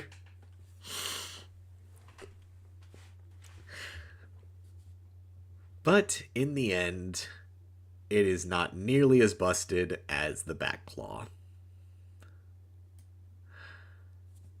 Don't care what any of you say, the back claw is fucking busted. And it has remained busted throughout every single entry in the game. In the series. There has never been a better gadget than the back claw. It is so friggin' good. Every single game, it has been nerfed, and it has remained perfect. Like, I say there's never a time you don't want to use the Batarang. there is never, ever a time that you do not want to use the back claw. It was busted in Asylum, especially with the Ultra Back Claw allowing you to pull 3 enemies off the ledge at once. So they obviously had to nerf it, but then in doing so, they made it faster in Arkham City, giving you a much more reliable quickfire variation, while also adding the Back Claw Slam, which is so strong, it does so much damage, and it's just overall super useful to get a combo started. And you can still pull enemies off of ledges, doing so much faster because the quickfire Back Claw is so much more snappy. In Arkham Origins, they didn't really do anything with it, just kind of adding in the remote claw, so they literally kept it the same as Arkham City, which was already really friggin' broken, and then in Arkham Knight, when they tried to nerf it by removing the ability to pull enemies off of ledges, that's fine, because they added in the friggin' special combo Back Claw, which we already established is one of the best friggin' attacks in the game. So yeah, there is never a scenario that the Back Claw is not good. Especially, like, when you add in, with upgrades, you get the disarm attack, which means that you can pull enemies' weapons away from them. Therefore, making them either have to run all the way to a weapon crate, or, like, run to pick up their gun, meaning that they're not going to shoot you. Like, they somehow nerfed it and made it even more powerful in every single game. Like, Gotham Paladin did a poll a couple days ago asking which gadget was the most powerful. Most people said the remote claw, but I know the truth. It's the frickin' Back Claw. This thing is so frickin' good.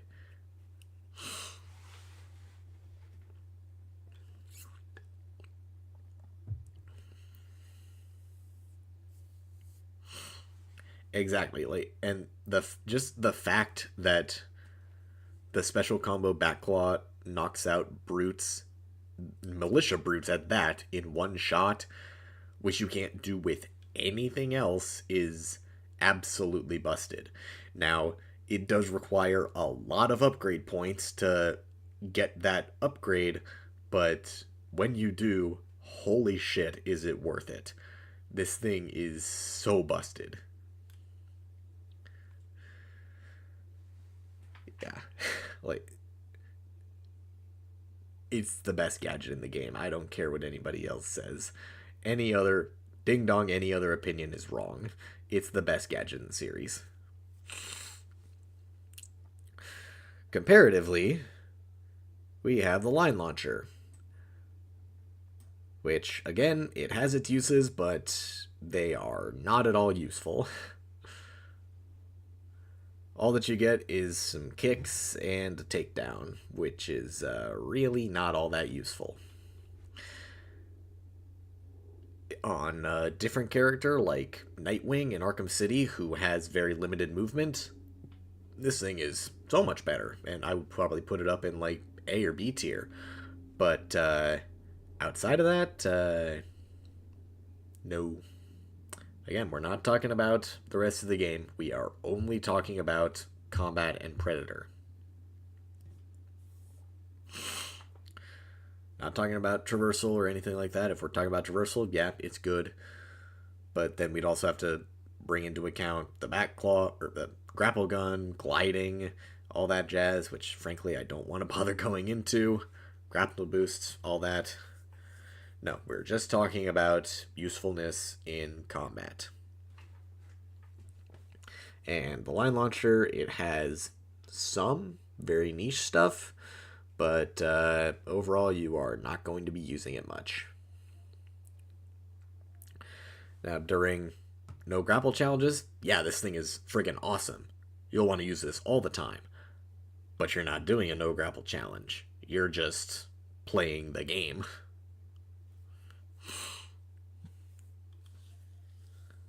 Quickfire line launcher and flying. That is so niche, it may as well be useless. I forget it exists most of the time. Yeah, same with no glide. Like, it can be used, but you're probably not going to use it. It's it's just kind of a thing. Like, I'll use it for the one takedown necessary in Arkham City 100%, and that's about it. Which you get for free because of the one guy in the steel mill. So, like, it's not that important. Like, it exists, but that's it. Uh, this is supposed to be the crypto sequencer, but that doesn't have a thing. So instead, we will pretend that this is the remote hacking device, which is another easy S tier.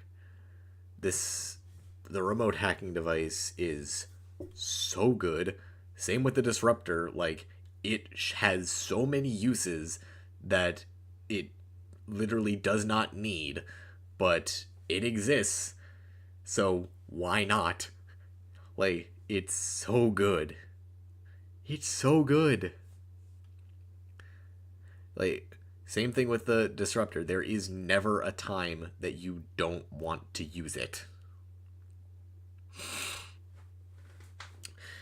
To an extent, it is a little bit more niche than the disruptor, but the thing is that those niche scenarios are always so good.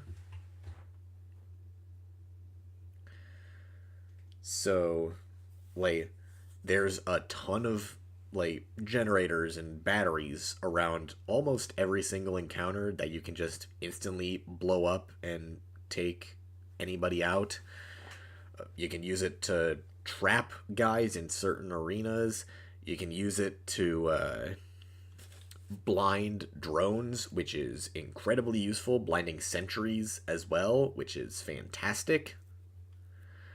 Like, and you can do it from any vantage point, which is what makes it so good compared to all these other gadgets where you have to be in certain scenarios to use them. The remote hacking device you can use from anywhere, including in vents, which you cannot do with any other gadget in the game. Right, device with generate. Yeah, and then also like chandeliers and escalators in the banks, and like dye packs to create smoke, or just a bunch of other distractions.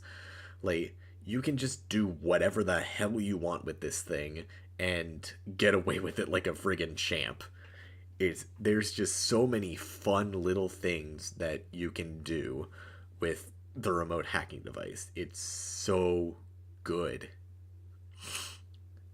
Again, not quite as good as the Bat Claw because that thing is just great. But yeah, like, every single encounter in Arkham Knight something in has something in them that the remote hacking device can do. Like, it just works. Like, steady balancing in Night, why not? Pretty much, Isaac. Like, they didn't care about balance in Arkham Knight. They just did whatever they felt like.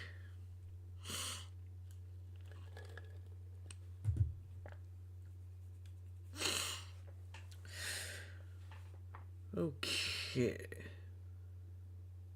Uh, British Penguin, that's not the same gadget. That's the cryptographic sequencer.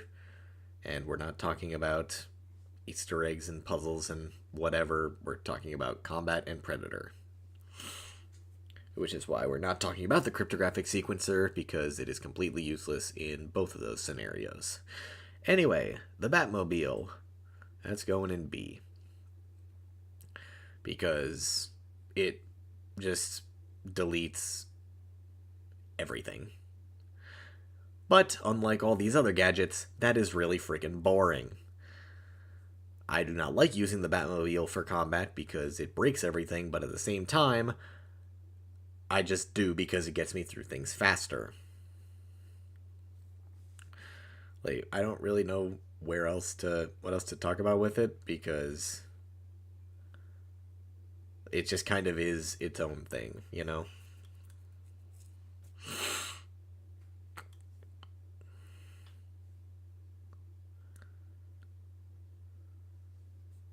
Yeah, like I don't have anything else to say. We'll just move on.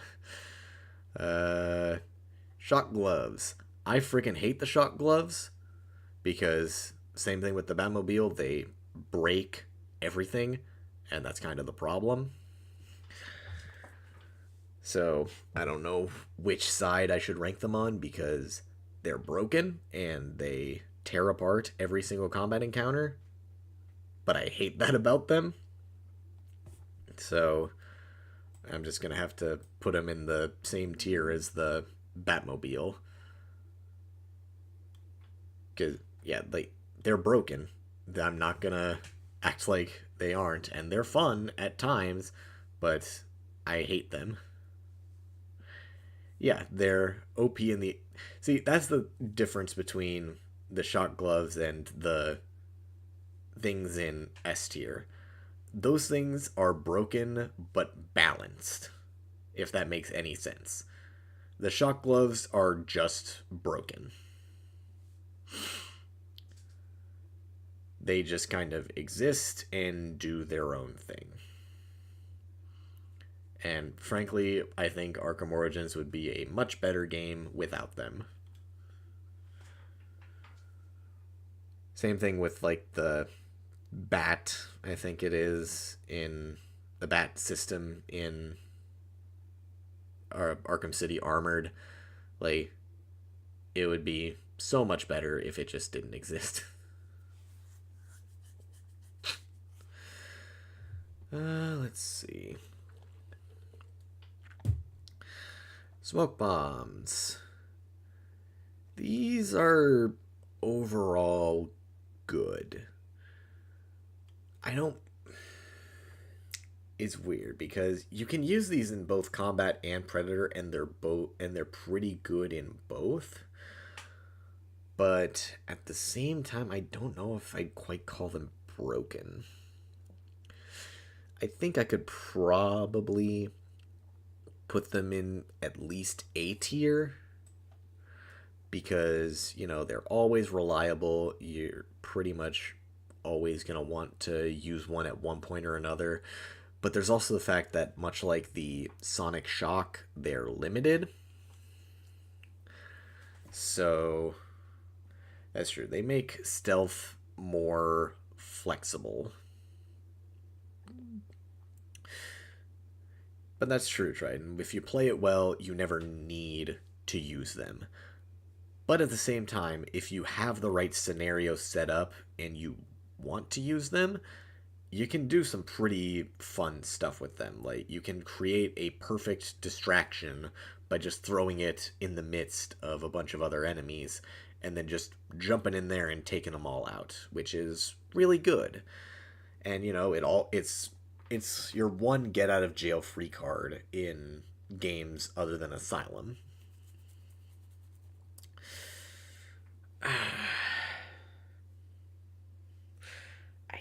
I feel like I should put it in S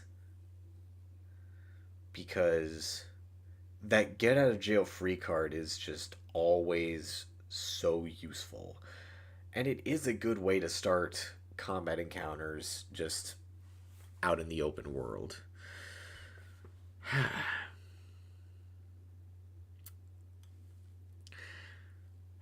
Should it be higher or no?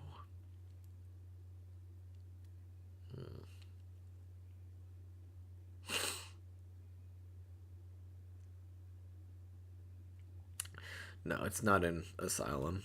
Real Gamer. Didn't include it until Arkham City.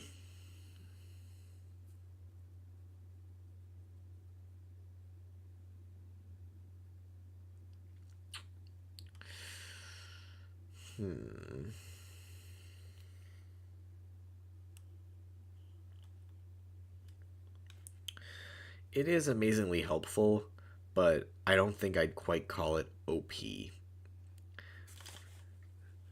Like, The OP tier is things that are good no matter the scenario. Smoke bombs, they do kind of rely on what situation they're in.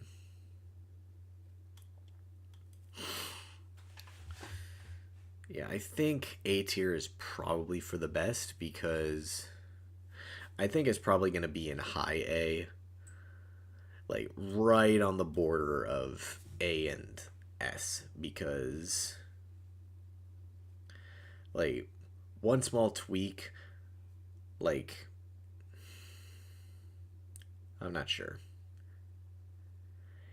At the same time, it is also incredibly useful throughout speedruns. Like you use smoke bombs a lot in speedruns, ironically to skip predator rooms.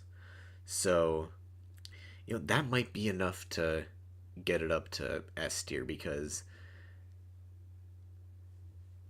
if you're playing right, like you can skip multiple predator encounters with just a single smoke bomb. Yep, I think that factor is enough to bump it up to S.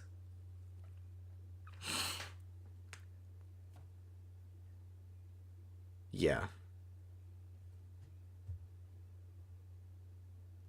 Yeah, that's worthy of going up to S tier. The fact that you can skip multiple predator encounters throughout pretty much every game with just the use of a single smoke bomb is really, really good. Like, no other gadget can do that in these games. It's only possible because of smoke bombs.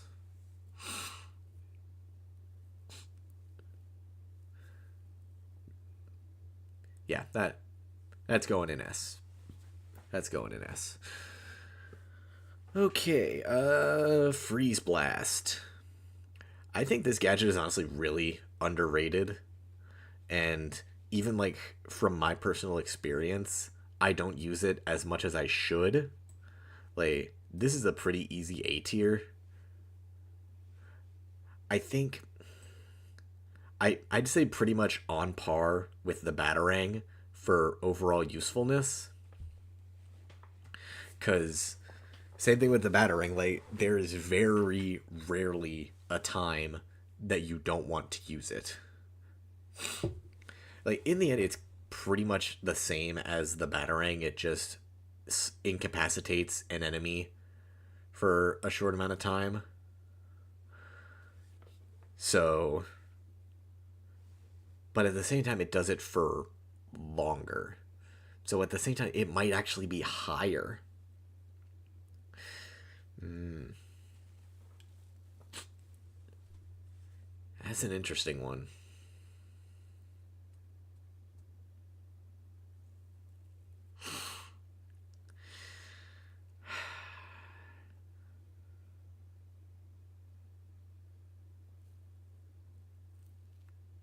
Hmm.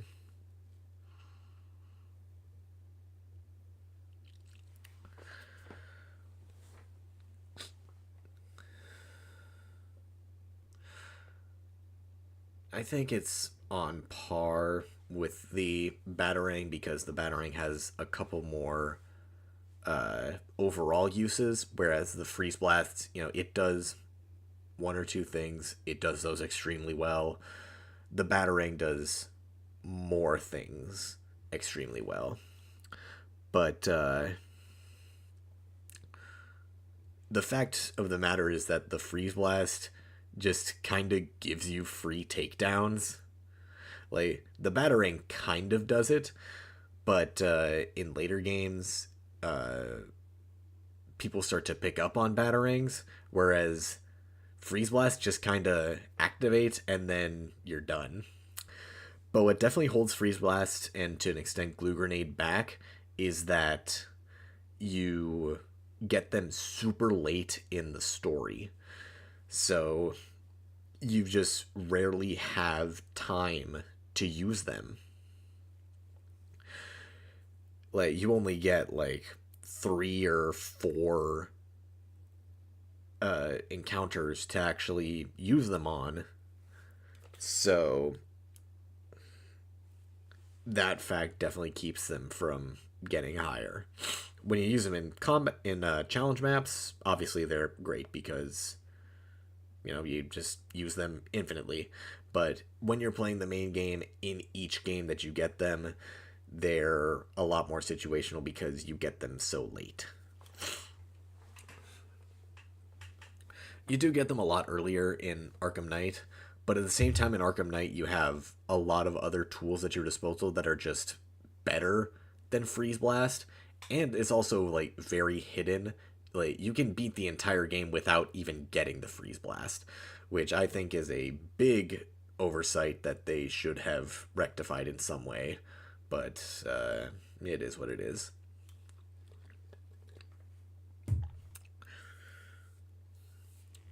Yeah, like I didn't even know that they existed on my first playthrough. I went through my entire playthrough and a bunch of the side quests without ever getting them. It wasn't until I started going after Riddler that I finally found them, which was super late in the game, and I had pretty much beaten everything else afterwards. So, yeah, I pretty much went through my whole first playthrough of Night without ever knowing they existed. So that factor especially keeps them out of the top spot. Okay, let's, I guess, do detective mode. Detective mode is really only useful in Predator. There's no point of it in combat. Uh,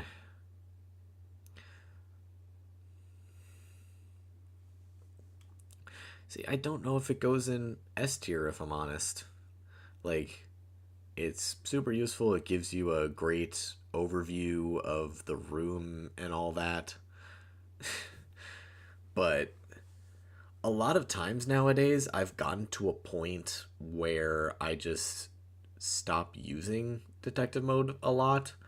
I've kind of started to get around it. I don't know.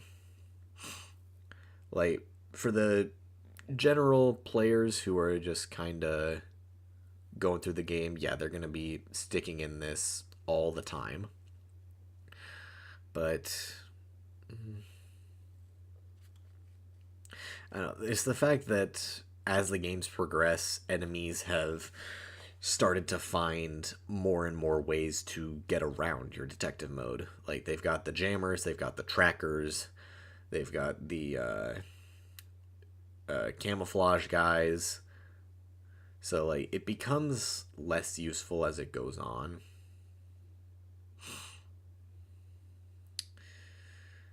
I'd probably have to say A. Eh, maybe B. I don't know.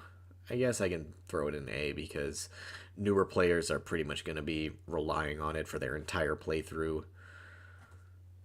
But the more that you play these games like me, the less useful it becomes. Voice synthesizer. Probably B tier. Like, it's just not as fun as the Sonic Batarang. And it's the fact that it's limited to 2 uses. I still absolutely hate that, especially because it's random. Like, sometimes you get 2 uses, sometimes you get 3, sometimes you only get 1 before they catch on, and it's just really inconsistent. Like, I I just don't generally enjoy using it all too much.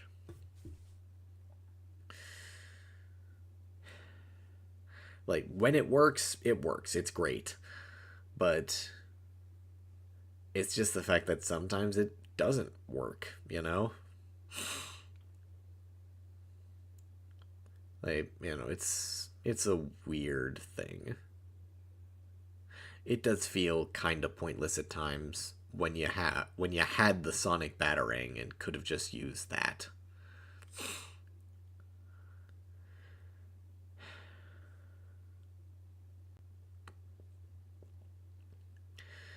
Yeah, I wouldn't say ammo, but like just make it consistent with how many enemies you can use on it. Especially because sometimes it's just broken and it doesn't work right. Like during the first Harley section outside the movie studios, like it's supposed to work where no matter how many times you use it, you can always use it again on the final enemies outside the door that are surrounded by the sentry guns. But sometimes it just doesn't work. And like any amount of planning that you might have come up with is just completely ignored. And sometimes it's got a weird scenario where after it recharges, it'll have to recharge again for some reason, even though like you didn't use it. So I think that they needed to go through one more round of testing with this thing because it just doesn't work half the time.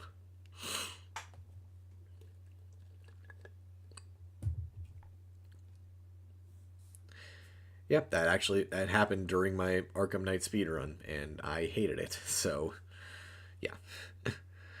And last but certainly not least, we have the Wreck Gun. Easy, easy A tier. This thing is, but definitely bottom of A tier. Same thing with the Batarang. This thing is super useful. You will almost always want to use it. Like, there's a reason that you have instant access to it in Arkham Knight in the GCPD. Uh, Especially in Arkham Knight. Like, it's really freaking good, but it's even more busted in uh, Arkham City because of the armored guys. The fact that you can just knock over armored guys for a free takedown is absolutely busted, and I'm kind of glad that they got rid of it because it's broken that you're allowed to do that. It just completely removes the beatdown mechanic. But then when you get to Arkham Knight, they kind of rectify that by adding in the electrified guys and the sunstick guys, which is just so much fun. And then you add in all the fun stuff you can do in Predator, like shooting the guys to scare them and disrupting all the electronics, including for some reason the goggles and the mines, which I never knew about until I just happened to do it in like one of my uh, challenge map runs. So yeah, it Yuto, thank you for the super chat. The Jerker versus Man. That's the Jonkler to you, Yuto. But my money's on Man. But anyway, yeah, Wreck Gun. It's super useful. It's a lot of fun. I hate that they removed it in Origins in favor of the concussion detonator, even though it makes sense that they had to, because that's just how time works. But yeah, overall, easy A tier. Like, you just always want to use it. And that is that list. Let me get a screenshot of that so that I don't forget it later.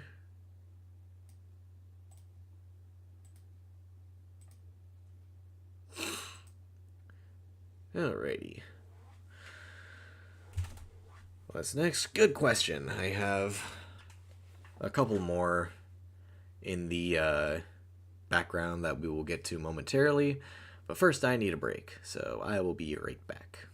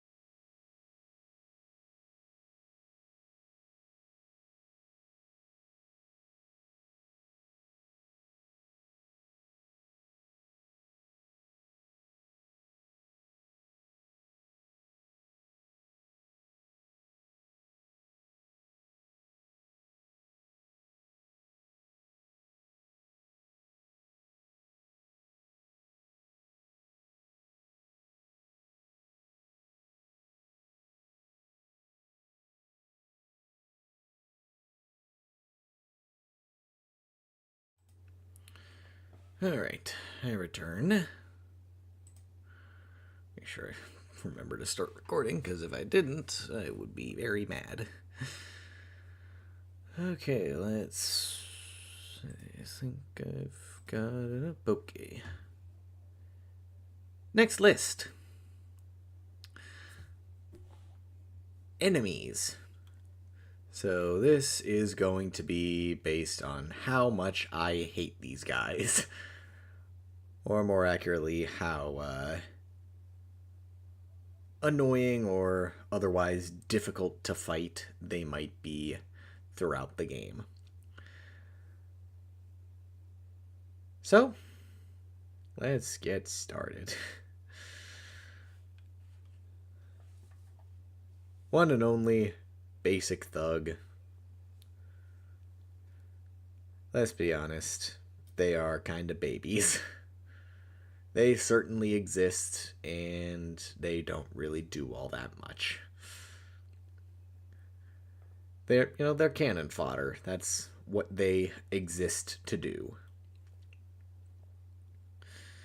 But at the same time, they are able to pick up weapons and throw some stuff, so they are able to do a couple of things.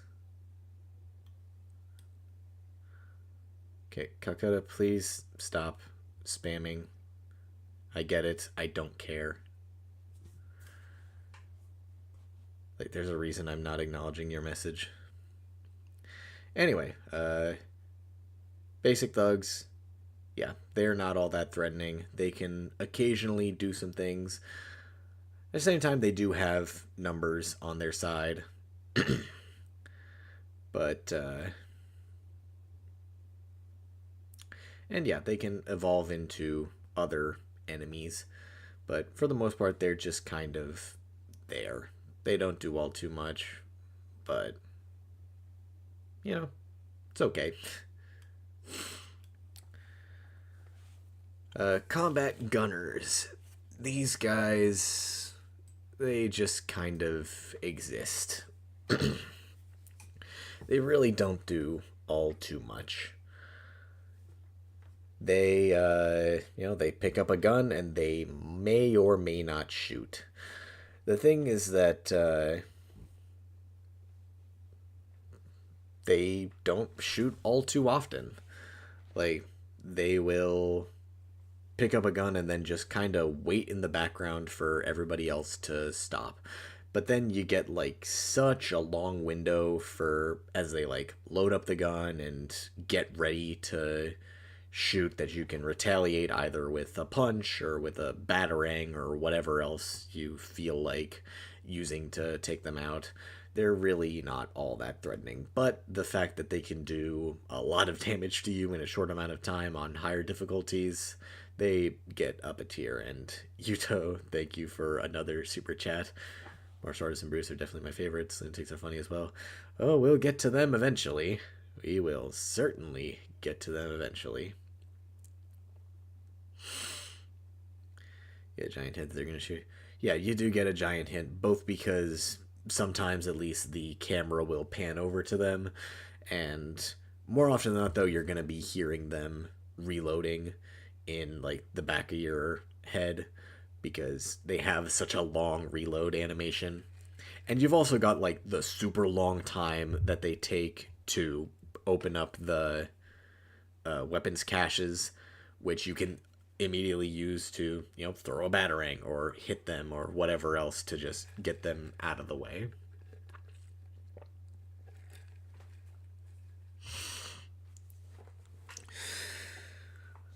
The lunatics. The lunatics are absolutely terrifying. And if you don't know what you're doing, they are some of the most annoying bastards to deal with in Arkham Asylum. But once you do figure them out, they're really not that bad. So, middle of the road, I'd say, for them. Just because of the fact that they can jump new players pretty easily. If you're playing through the game for the umpteenth time and you already know how to deal with them, yeah, they're not going to be that bad. Like, they go down in a single punch and a ground takedown. Like, they're not hard to deal with.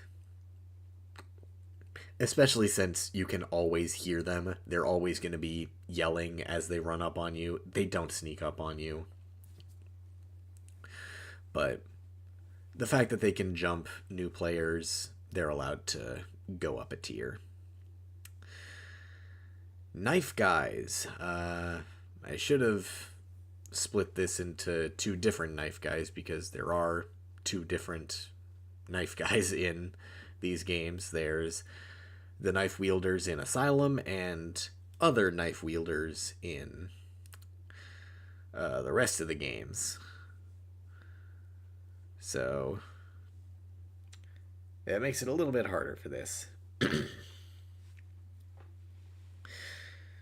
If it was just the knife guys in the later games, they would be baby tier because they literally just take themselves out.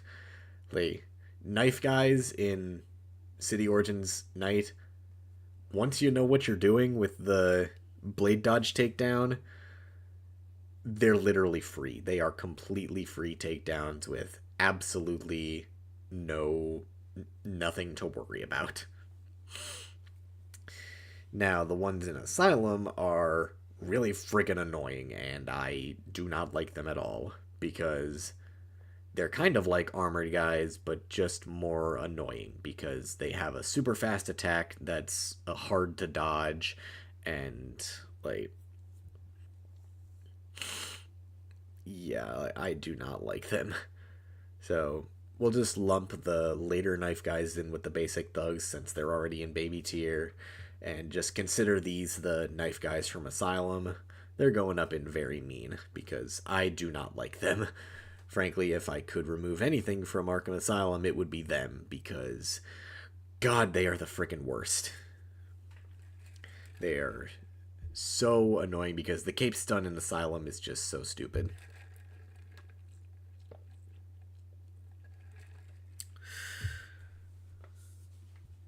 Stun stick guys. Stun sticks. Oh, these things are obnoxious, but at the same time, they kind of just get worse over time. They're honestly at their worst in Asylum, but they get so much easier as you go on throughout the games, because in City and Origins you have super easy quick fire gadgets to take them out, and then in Arkham Knight you've got the freaking wreck gun, which is so simple, and in later games you also have Disarm Destroy, which is super good. But they are a little bit hard to worry about sometimes, because sometimes you'll just be in the middle of regular old combat and you'll try to hit a regular guy, but you'll accidentally hit the stun stick and not only lose your combo but also take damage. So I'd probably put them in fighter because they aren't quite as annoying as Asylum's knife guys, because you can deal with them a lot easier, especially as the games go on. But when they screw you up bad.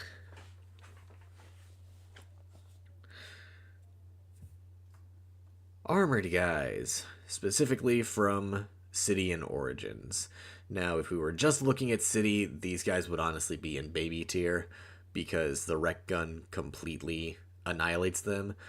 But taking the Origins counterparts into account, we gotta bump them up to fighter, because these guys are so freaking annoying in Origins, where you don't have the wreck gun. Yuto, thank you again. Sorry, before I go. The lead lad had no clue. Had a quick fire explosive gel stuck on Grundy for 30 minutes. I've heard a lot of people say that in my comments, and I'm just confused every time because the game tells you about quickfire gel. But It is what it is. Thank you. Anyway, armored guys. And yes, shock gloves annihilate them, but shock gloves annihilate everything, which is stupid. But overall, like, without them, they're very annoying. There is another pseudo cheese that you can do with them, where you can, if you're in the right scenario, you can use the quickfire back claw to make them trip and then just walk into them and they'll fall over, which is the easiest way to deal with them.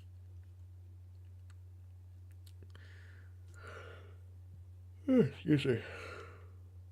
But when you don't take those cheeses into account, they are pretty annoying to deal with, especially because they just take so many freaking hits. Like, I think pretty sure it takes 20 beatdown punches, give or take, to take them out,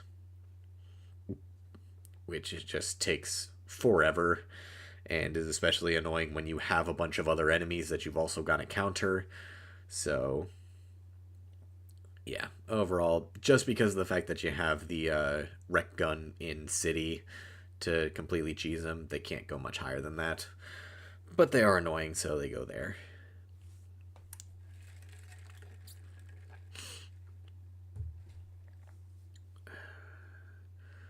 Let's go through the gunner enemies. So there's 3 different types of guns in this game, in these games: assault rifles, shotguns, and snipers. Snipers I absolutely despise. They are the friggin' worst. Like, sometimes they'll just kind of decide that you exist and they'll practically one-shot you. But sometimes they'll actually be snipers and have tunnel vision and ignore you, and it's totally fine. But yeah, just the fact that they see you out of nowhere and can 360 no scope you is so bad. Like, I hate them. They're the worst. And shotgunners are not much better, because they do so much freaking damage even from long range. Like,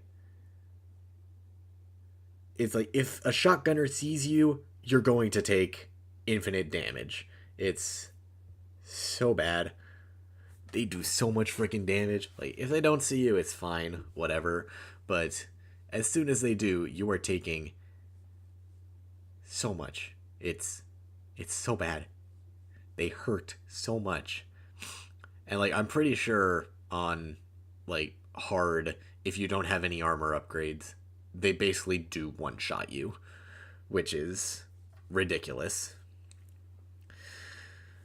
Especially compared to the assault riflers, which are not nearly as bad. Like, they hardly do any damage. Like, it's the weird middle ground where, like, they always do consistent damage, but they're more prone to missing. Like, shotgunners, if you're nearby, they're gonna hit you. Assault riflers are, like, so much more likely to miss you because they're taking so many more shots. But, like, if they land those shots, they're gonna do a lot of damage. It's just that that if is a really big if. So that's why, like, I don't consider them to be all that threatening. I would much rather have a room full of assault riflers than shotgunners, because good God, shotgunners do so much. And then minigunners to just finish off the gunner guys. I feel like, I don't know if very mean is quite good enough. I don't know if they're quite good enough to get up there, because they are difficult, but at the same time they're also very slow. They're slow and they take a while to actually rev up their guns. Yeah, you can't explosive disruptor them, but generally speaking, you're not going to go out of your way to do that too often because of your limited uh, disruptor ammo. So yeah, they're really not that hard, especially because you have like a free beatdown against them when like regardless of whether or not they're the last ones.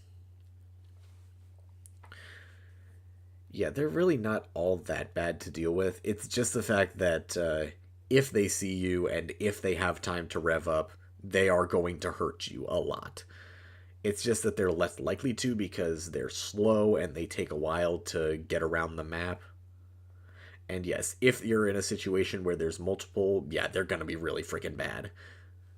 The other thing, though, is that since there's generally only going to be one of them, you can just use the disruptor and the voice synth to send them over to a weapons crate and just instantly get rid of them.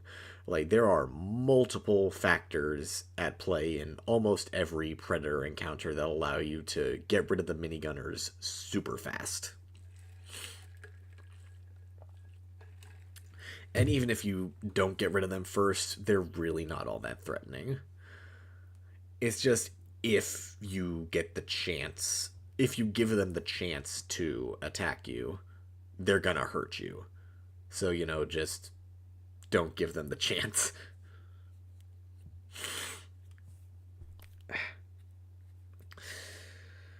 Let's go back to combat. Let's talk about shield guys. Shield guys friggin' suck. They're not quite I hate you tier because there are, again, a bunch of ways to get past them. But when they fuck you over, they really fuck you over. Okay, the further that the games go on, the faster their attacks get, which is so friggin' annoying, and I don't know why they did that. They honestly might be worthy of I hate you tier, the more that I think about it. They are.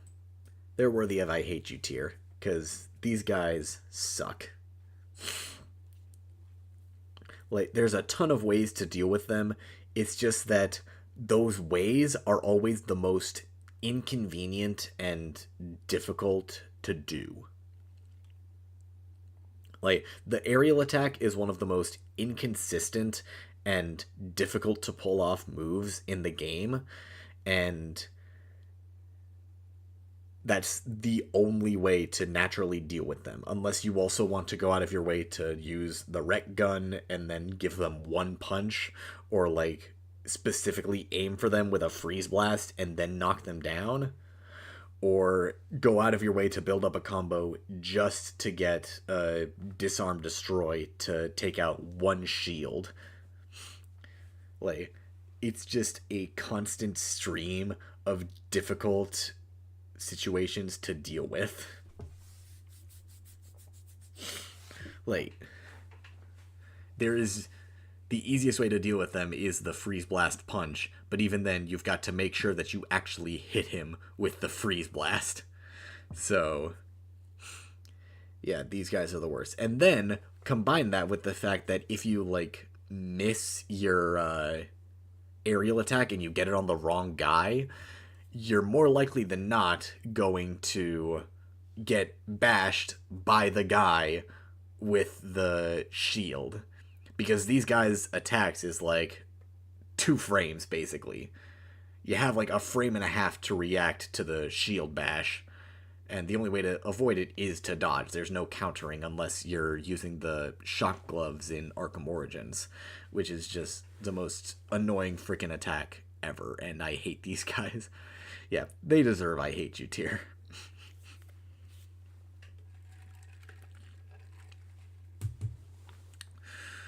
Okay, brutes. Brutes. These guys are kind of annoying, but they're not the worst. Regular brutes in Night aren't that bad because they take a lot less damage. There is a difference between brutes and super brutes. I guess I'll just talk about them both at once. Super brutes, I hate you. They are the worst because they're militia brutes. Militia brutes are the worst freaking thing ever. Like, no matter what version they are, they could just be regular guys who are just strong, or they could have the shields, they could have the stun hands, they could have the knives. Whatever they are always the worst because yeah, their punch is fast as hell. There is literally like a 2 frame window to counter a brute's punch, which is so stupid because big guy should mean slow punch. It should not mean 2 frames to react to the punch. They are the absolute worst. And they take multiple combat takedowns in order to defeat. They take like double the damage of regular brutes, which just makes them take so much longer to take out. And then you add in the fact that they can like swap weapons on a whim to throw you off, potentially taking out the shields or the stun hands, making it even harder to attack them. Like, they're going at the top. I really wish that they reconsidered putting these guys in the game because they are so fucking annoying and I despise their inclusion.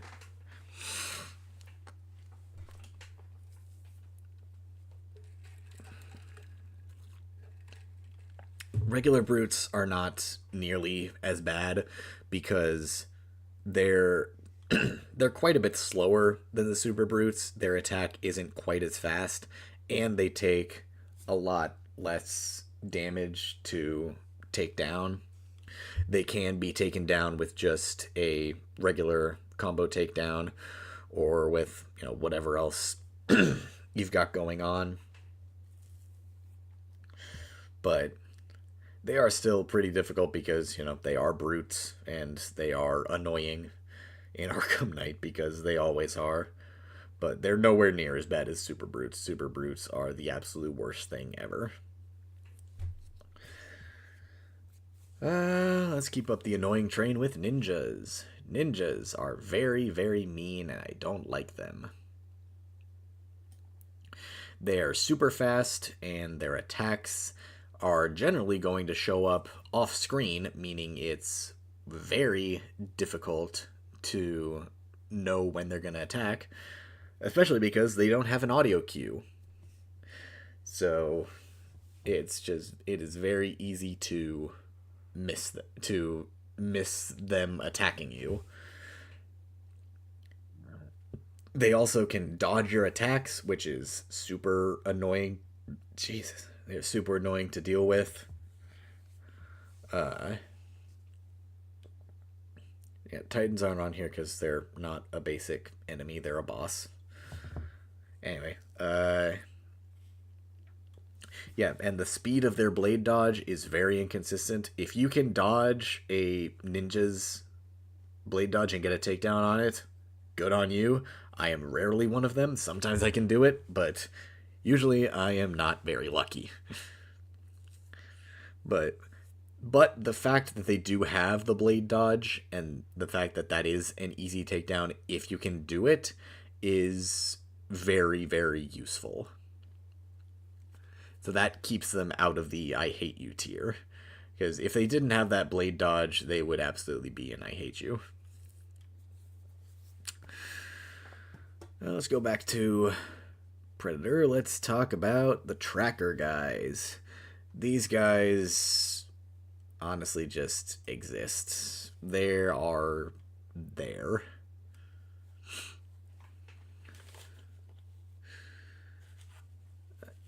Like, they make it so that it's harder to use detective mode, but that's really about it. And considering that you have a tracker at the bottom to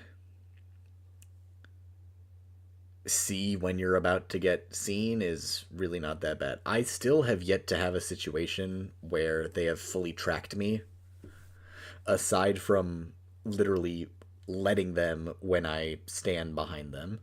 Like, there has never been a scenario where I've been caught. They're not difficult to deal with. The only reason they're not going lower is because they are still technically gunmen, and it does slightly change up your game plan. But they're not that bad. Jammers, on the other hand, are a bit annoying because not using detective mode at all is pretty bad.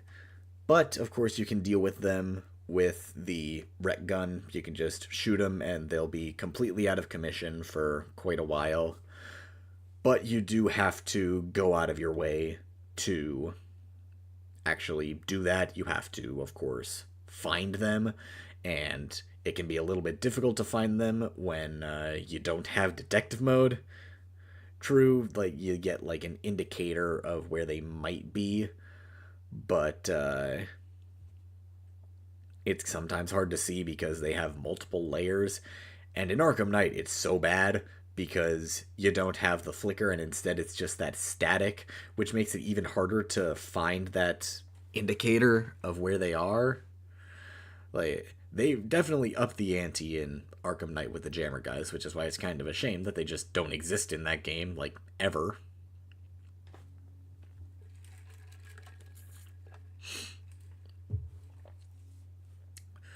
Thermal goggles. Baby. They are... like, the game gives you an upgrade to counter that. Why? Why? Why does that exist? And even if it didn't, they are so simple to deal with. You just change your gargoyle. That's it. Like, there's nothing to them. They're so simple to deal with. Yeah, you pretty much just get a free inverted takedown on them.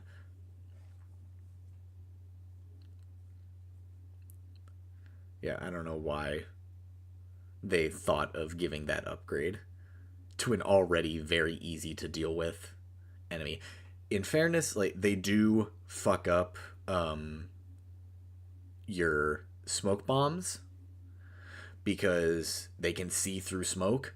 So if you have a situation where you're using a smoke bomb and there happens to be a thermal enemy there, you better take him out first because otherwise he's going to see you and shoot you. But aside from that one niche scenario, yeah, they are absolutely the easiest to deal with. They have no purpose aside from that. Like, that one situation will get them to the top of baby tier, but barely. Finish off these guys with the miners. Being very careful with my words here because this could very much be taken out of context with the wrong pronunciation. But the guys that lay mines down, the guys laying them down themselves are not that bad, but the mines are awful. So they're going up in very mean. Especially because they have just an unlimited set of mines. They can throw down as many as they want for as long as they want. And you can use them to your advantage, of course, with the Disruptor or potentially even your face. But yeah, these guys are very, very annoying. If you give them the chance. If you, like, take them out before they can even lay down any mines, they're fine. They're no big deal at all. Generally, there will be some mines in place. But generally speaking, like, it's not that bad.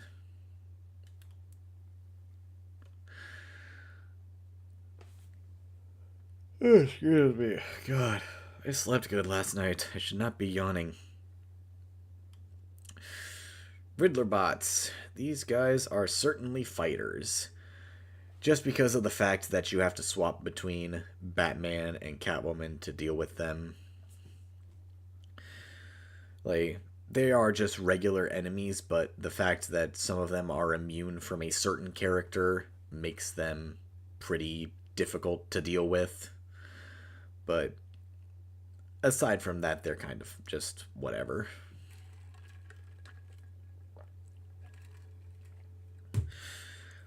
Martial artists. I hate them.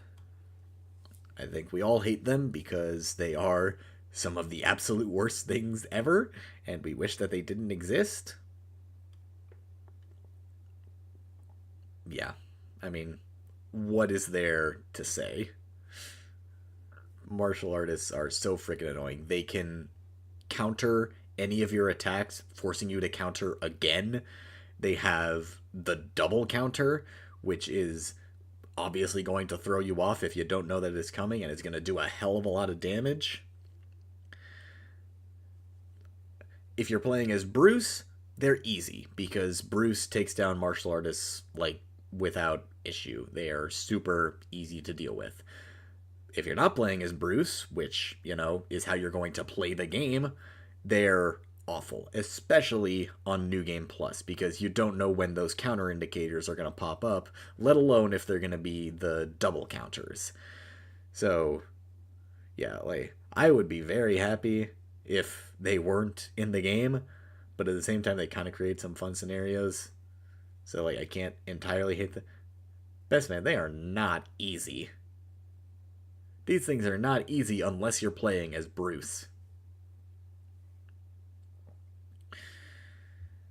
Yeah, they are so difficult to deal with, even as a veteran player. I hate them.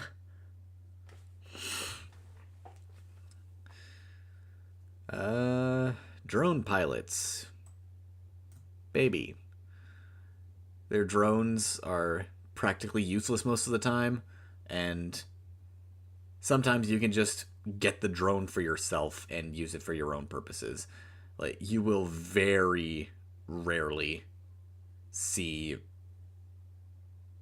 a drone pilot causing a problem, especially since you can just blind the drones.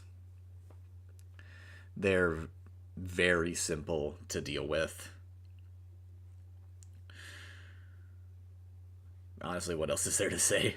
Like, yeah, they're gunmen, but the problem is that, unlike the other gunmen who wander around, they stay in one place for the entire time, until they're the last ones there. That means that they are not going to go out of their way to shoot you and hunt you. So you can just find their location, grapple over to them, and take them out, to then just take the thing out of the equation. They are so incredibly easy to deal with. And especially when you have the remote hacking device, which, you get right away in the game. You only deal with one drone pilot before getting the remote hacking device. So, yeah, they are so easy. And last, but certainly not least, I have said that 3 times now, and I don't think it's been getting better anytime, we got medics, who are very, very mean. So, they aren't quite at the I hate you level, because in Predator sections, they kind of just exist. Like, you'll generally go out of your way to take them out first, because all that they do is revive enemies. They're not that bad. But in combat, they fucking suck. Not only do they revive enemies, which is really freaking powerful because bringing an enemy back is really good, but they also electrify enemies, which is so freaking annoying because you have to use either the rec gun or, more annoyingly, the back claw to take them out. The lightning is one of the worst things ever. And I really wish that they didn't include that because it just adds on an extra factor that we don't need to worry about. But, yeah. That's what's putting them up. Like, if we were just talking about Predator, they'd be exist, maybe even Baby. But the fact that they also exist in combat maps is so bad. They're so annoying. Like, I always go out of my way to take them out first because they're so bad. All right. that takes care of that one. Let's go ahead and get this so that I don't forget it later.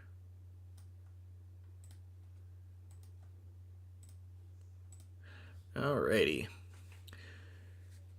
So, those are all the lists that I had guaranteed for this video. But I think I could probably do one more. So we'll take a look at this search page, and you all can go ahead and determine which one y'all would like me to do. I'll do one more. I'm not going to go and make a new one, but I'll do one of these pre-made ones that exist.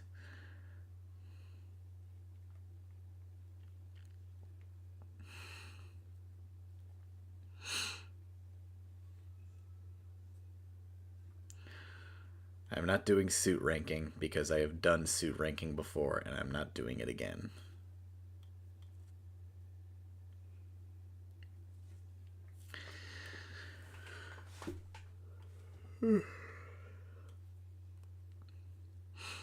I've already talked about boss fights and like side missions and all that, so we don't have to talk about those. If it's something that I've done, I'm not going to do it.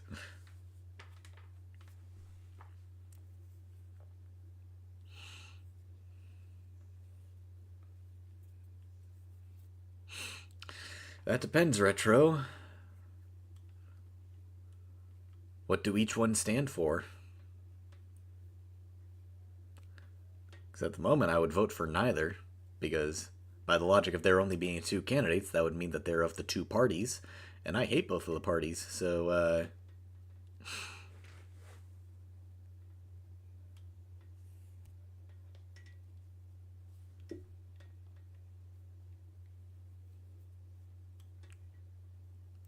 I'm placing a lot of love for villains. I'll check both of these really quick, see if, okay, there's a lot of them there. I check the other one. Okay, there's, it's Teach Game, so we'll do this one then. Why not? Okay, this is actually going to be a bit of a long one. Oh, God. There's a lot of guys to talk about, so I think we're gonna go a little bit faster with this, I think.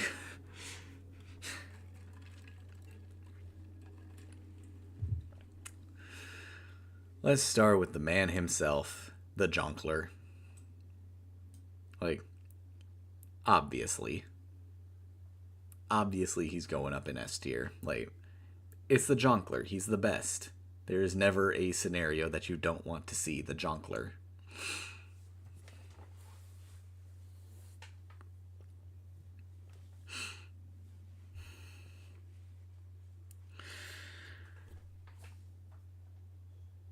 Yeah, like, just one of the best villains ever.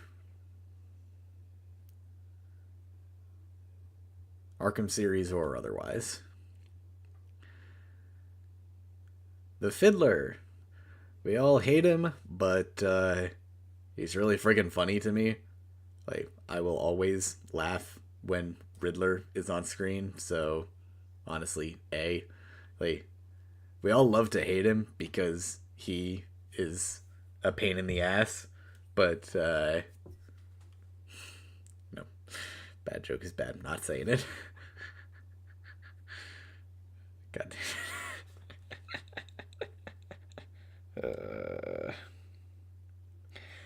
But sometimes I like a pain in the ass. There, I said it. Clip it, ship it. God damn it.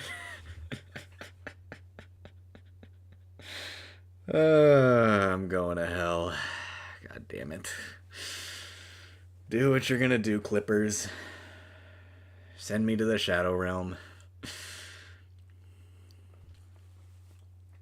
I don't think Officer Balls is on this list, is he?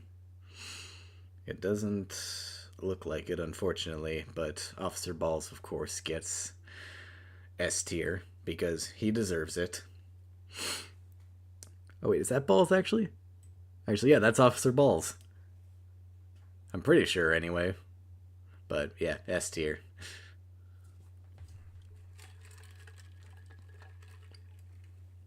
Don't really need to explain myself, I don't think.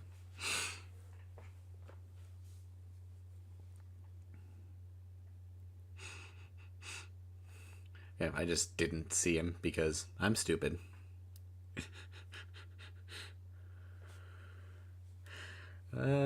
Let's get the other asylum guy out of the way. Quincy Sharp. He does not matter. He is completely irrelevant to everything. Like, frankly, Sharp is in a weird spot because he is the only completely original character to the Arkham series. Like, every other character existed somewhere else, but Sharp is completely original, and they've done nothing with him. Like, he was a Spirit of Arkham, then he was Hugo's pet to do a bunch of shit, and then he just died off screen. Like, it's a bunch of off screen stuff, which is important, but, like, he just doesn't do anything.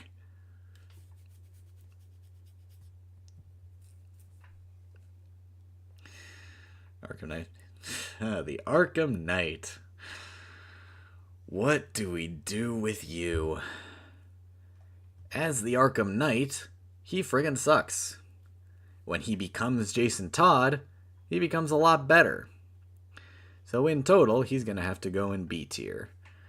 Because, like, when he's Jason Todd and we get all that backstory stuff, he's fantastic. It's incredible. It's one of the best versions of Jason Todd. As the Arkham Knight, he fucking sucks. He's just a whiny asshole who pretends he knows shit about Batman. Like, why? Why did they go out of their way to create this quote-unquote new character who does absolutely nothing? Yeah.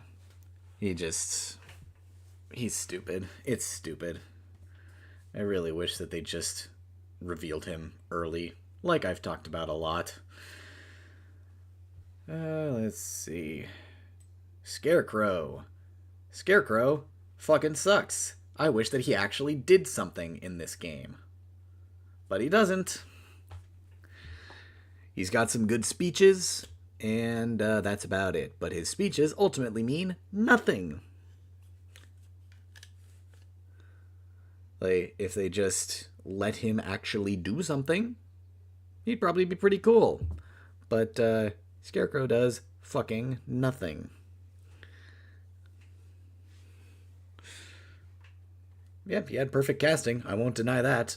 It was fantastic, but and his speeches are great, but at the same time, they mean fuck all. Scarecrow does absolutely nothing throughout the entire game. He injects Batman with fear gas, and that's about it.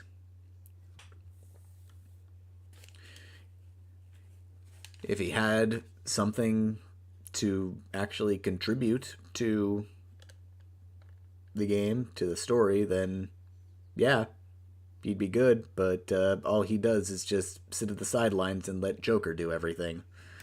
So, yeah, he's boring. Less boring is Hugo Strange.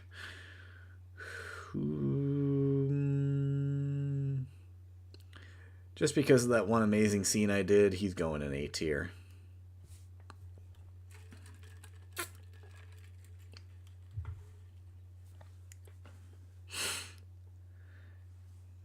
Like, he sits in the background the entire time, but he actually does something with it. That's kind of all there is to it. Like, and you know what? He's an interesting character. He has motivation and flaws and everything else that you need a character for. Scarecrow doesn't.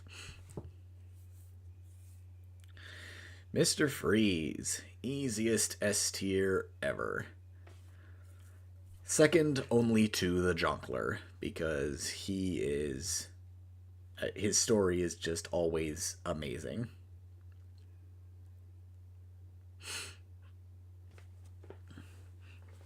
Like, I don't think anybody will argue because,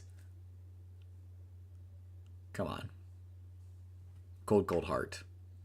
That's all there. That's all we need. It's Cold Cold Heart. And even without Cold Cold Heart, like, he's fantastic. Like, his ending in Arkham Knight is absolutely perfect. That's really all that we needed. Victor Zsasz. D tier. You exist, and you do very little.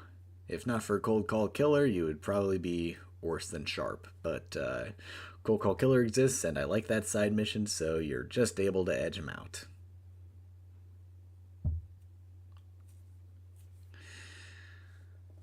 But his voice actor is doing pretty good, so I'll give him that.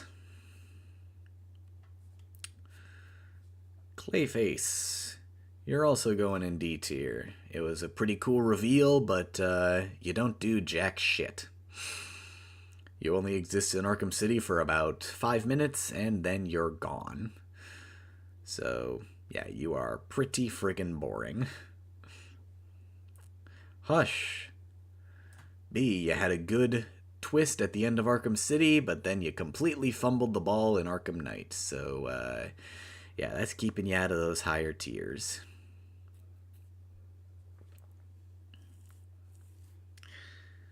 Catwoman.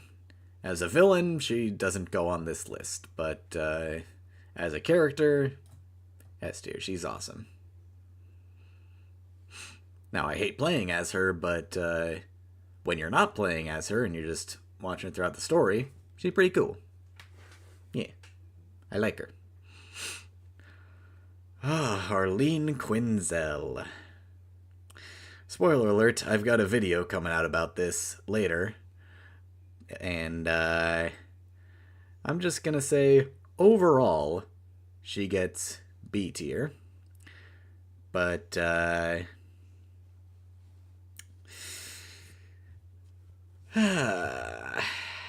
you'll just have to wait and see what I'm talking about in that video, because it'll be interesting.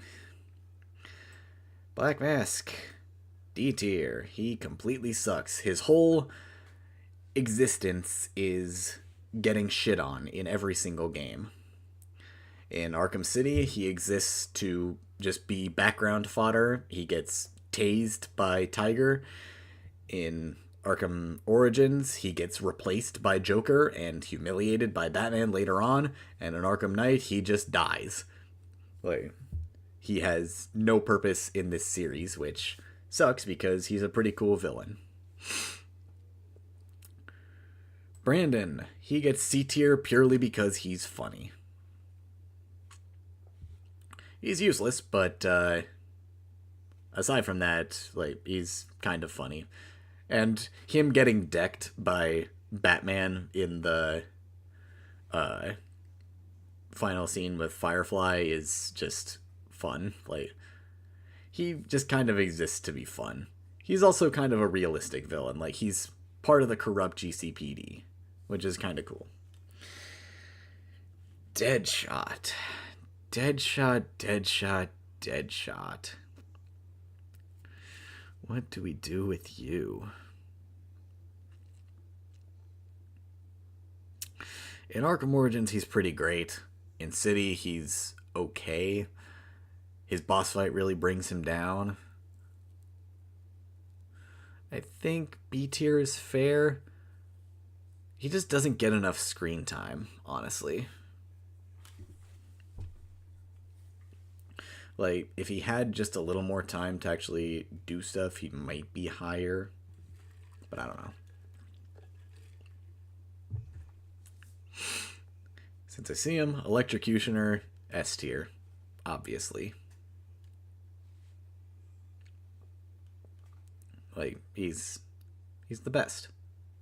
You can't hate Electrocutioner. Hammer and Sickle, they get D tier. They're really not all that interesting.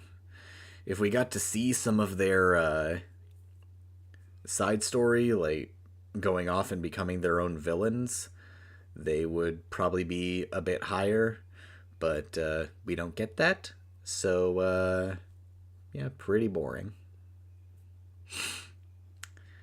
Two-Face.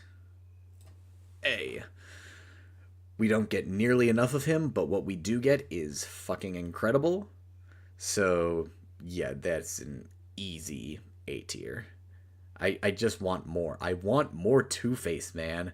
We don't get enough Two-Face in anything.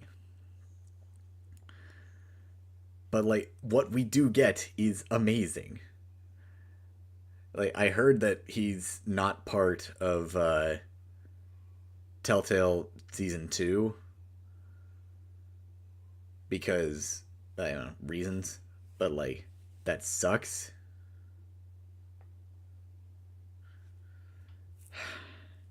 Yeah, I just want more Two-Face, man. Two-Face is so freaking cool, but we never get him in anything. Like, I've pretty much indulged almost all the Two-Face content that we get. Like, this, Telltale, what's it called? Long Halloween, animated series, and that's pretty much it. And The Dark Knight, and that's pretty much it.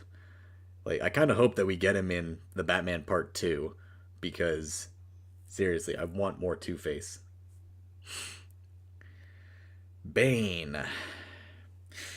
See, we only have Origins Bane here, but the fact is that we have to take Asylum and City into account.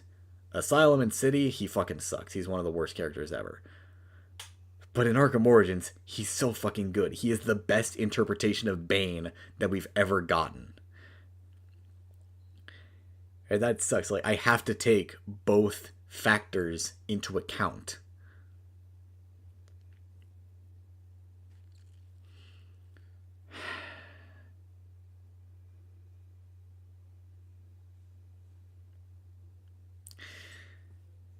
Because Origins is so freaking good for him, I'm going to put him in S tier, but the bottom of S tier. He is right on the verge of going into A tier. But it's because of that Arkham Origins interpretation literally being the best interpretation that we've ever gotten. Like, if it was just Arkham Origins, all the way up here. But because we have those Asylum and City variations, which are awful, I have to put him at the bottom. Like, he's right on the border. Easy Frags, thank you for the super chat. Doing the 100% Arkham Anthology hard difficulty and no hit, no reset. Absolutely not. No. I hate myself, but I don't hate myself that much. Oh, I'm never even doing a regular anthology run. No, thank you. That would be awful.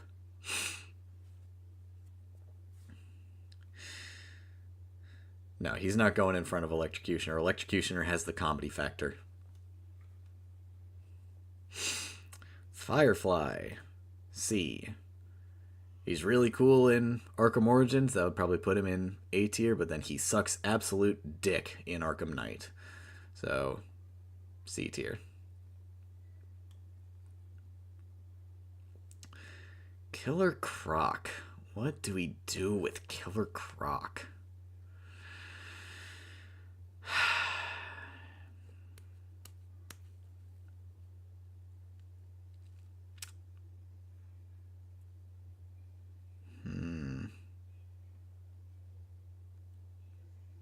I don't know where to put him because he's so different in every single game. Like, he's never been bad in any of the games, but he's never been fantastic aside from Asylum. And, like, he gets a bit of good story in Arkham Knight, but it's really overshadowed by, like, the rest of the mission. he definitely feels like a solid high B tier because like he's always there and he's always good. He's never been bad. He's always just fun. You know, like you're always happy to see him because he's always got something fun for you in mind.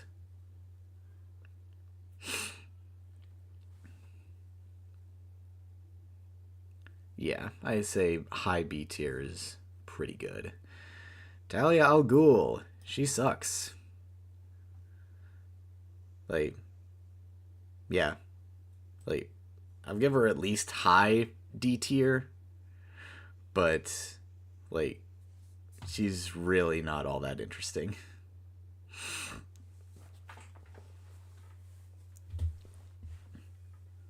Like she has nothing going for her. Exactly. She does nothing in Arkham City and then dies. That's all that there is. And like all you saying that she's sexy, like she has a sister who is way hotter. She gets B tier. Anarchy. Anarchy. Anarchy. Anarchy. We don't really get enough of him. But again, what we do get is really friggin' great. Like his like 3 minute speech in Arkham Origins is really friggin' cool.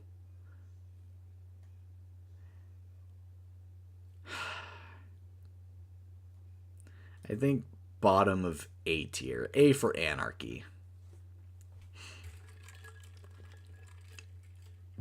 It just feels right. They really should have brought him back in Arkham Knight, like they said they would. But they didn't, so whatever. Shiva, similar to Talia, she freaking sucks. However, because of her boss fight in Initiation, she's allowed to go up to the bottom of C tier. Just barely. She's still awful, and frankly, Origins would be better without her. But the fact that she has that Initiation fight, which is one of the best fights in the series, it's allowed to bump her up.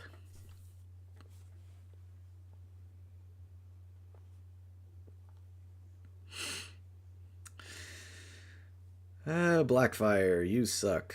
Bottom of D tier. I really don't care. You are completely useless to the entire saga. Ra's al Ghul. Really don't know where to put Ra's either. Like he's so impactful to the overall saga, but at the same time he doesn't do all too much. He relies on everybody else to do things.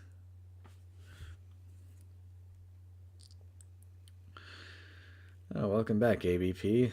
This is the 4th one that we're doing, and the final one. I don't know. Ra's is in a weird spot.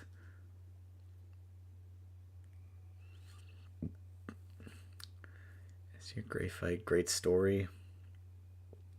That is true.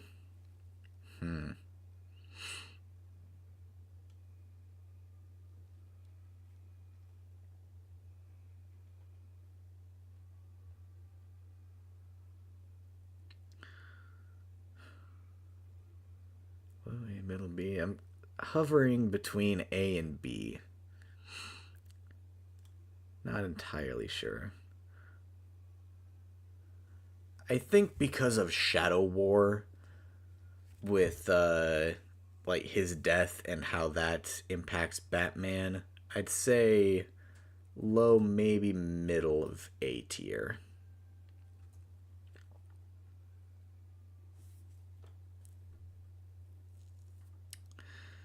Pretty close call, though, because he could really go anywhere. He's totally up in the air.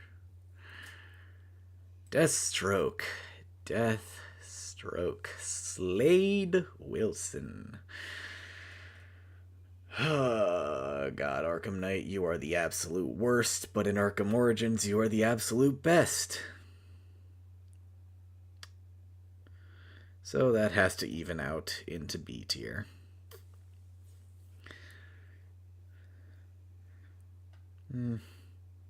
I can see high B at least, though, because as he's sitting in the background of Arkham Knight, he's pretty good. Like, before he goes out of the way to fight you, he's pretty good. When he's just like waiting, like, all of his talks about like previous battles and all that is pretty cool. So yeah, that at least brings him up a bit. The Penguin, solid A tier, right next to his buddy Two-Face. Penguin's just fun. Like, what else is there to say?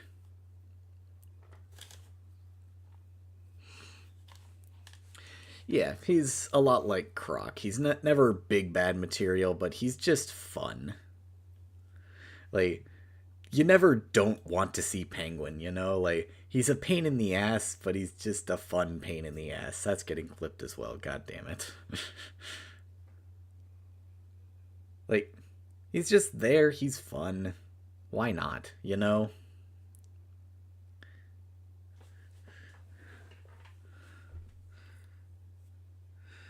Poison Ivy. She's been in pretty much every game, but like, I don't know where to put her, honestly.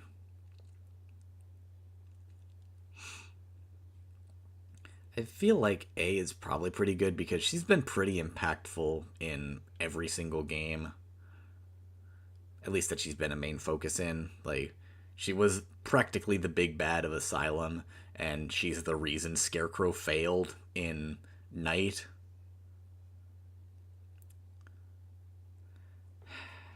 And she does get that redemption arc, which is really good.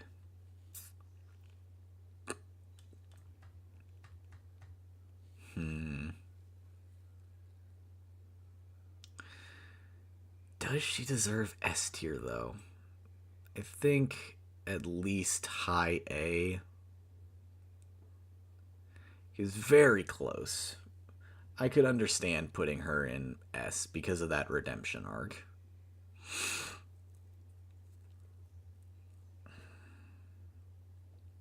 Yeah, I'd say A tier is probably the safe bet.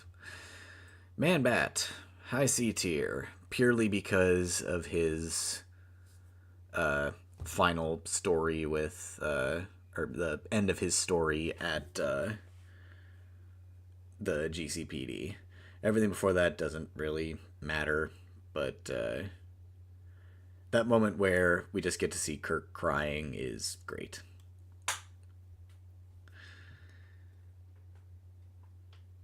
No, you know what? We'll bump him up to B just because of the jump scare. Pig, low C tier, he's fine. His boss fight is good, his side mission is good, but as a character, I just don't care. Like, I would have rather had Zaz, honestly. Because then I could bump him out of D tier. And last, but probably least, Mad Hatter. It's weird, because like, he's been in every game after Asylum, and he's been really weird in all of them. Like, he's always been kind of fun, and he's always been kind of impactful.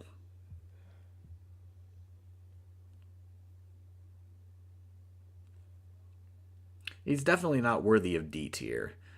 Like, it's up in the air between C and B.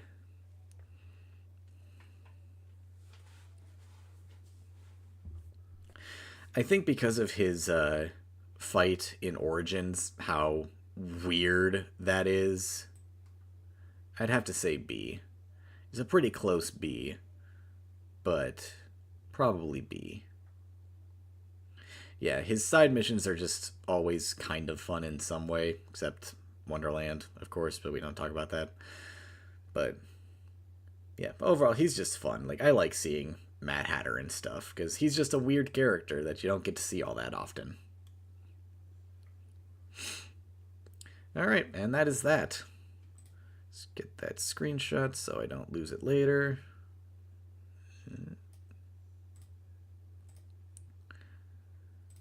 Alrighty then. That is, I think, all the time I have got for today. I don't really have it in me to talk through another. Yep, that is the end of stream. So most of the others. You'll see them in the video, ABP. Because, yes, this is eventually going to be a video. Of course. Yeah, that's all I've got for today. Hopefully be back sooner rather than later again. Yeah, thanks for watching. See you later, chaps.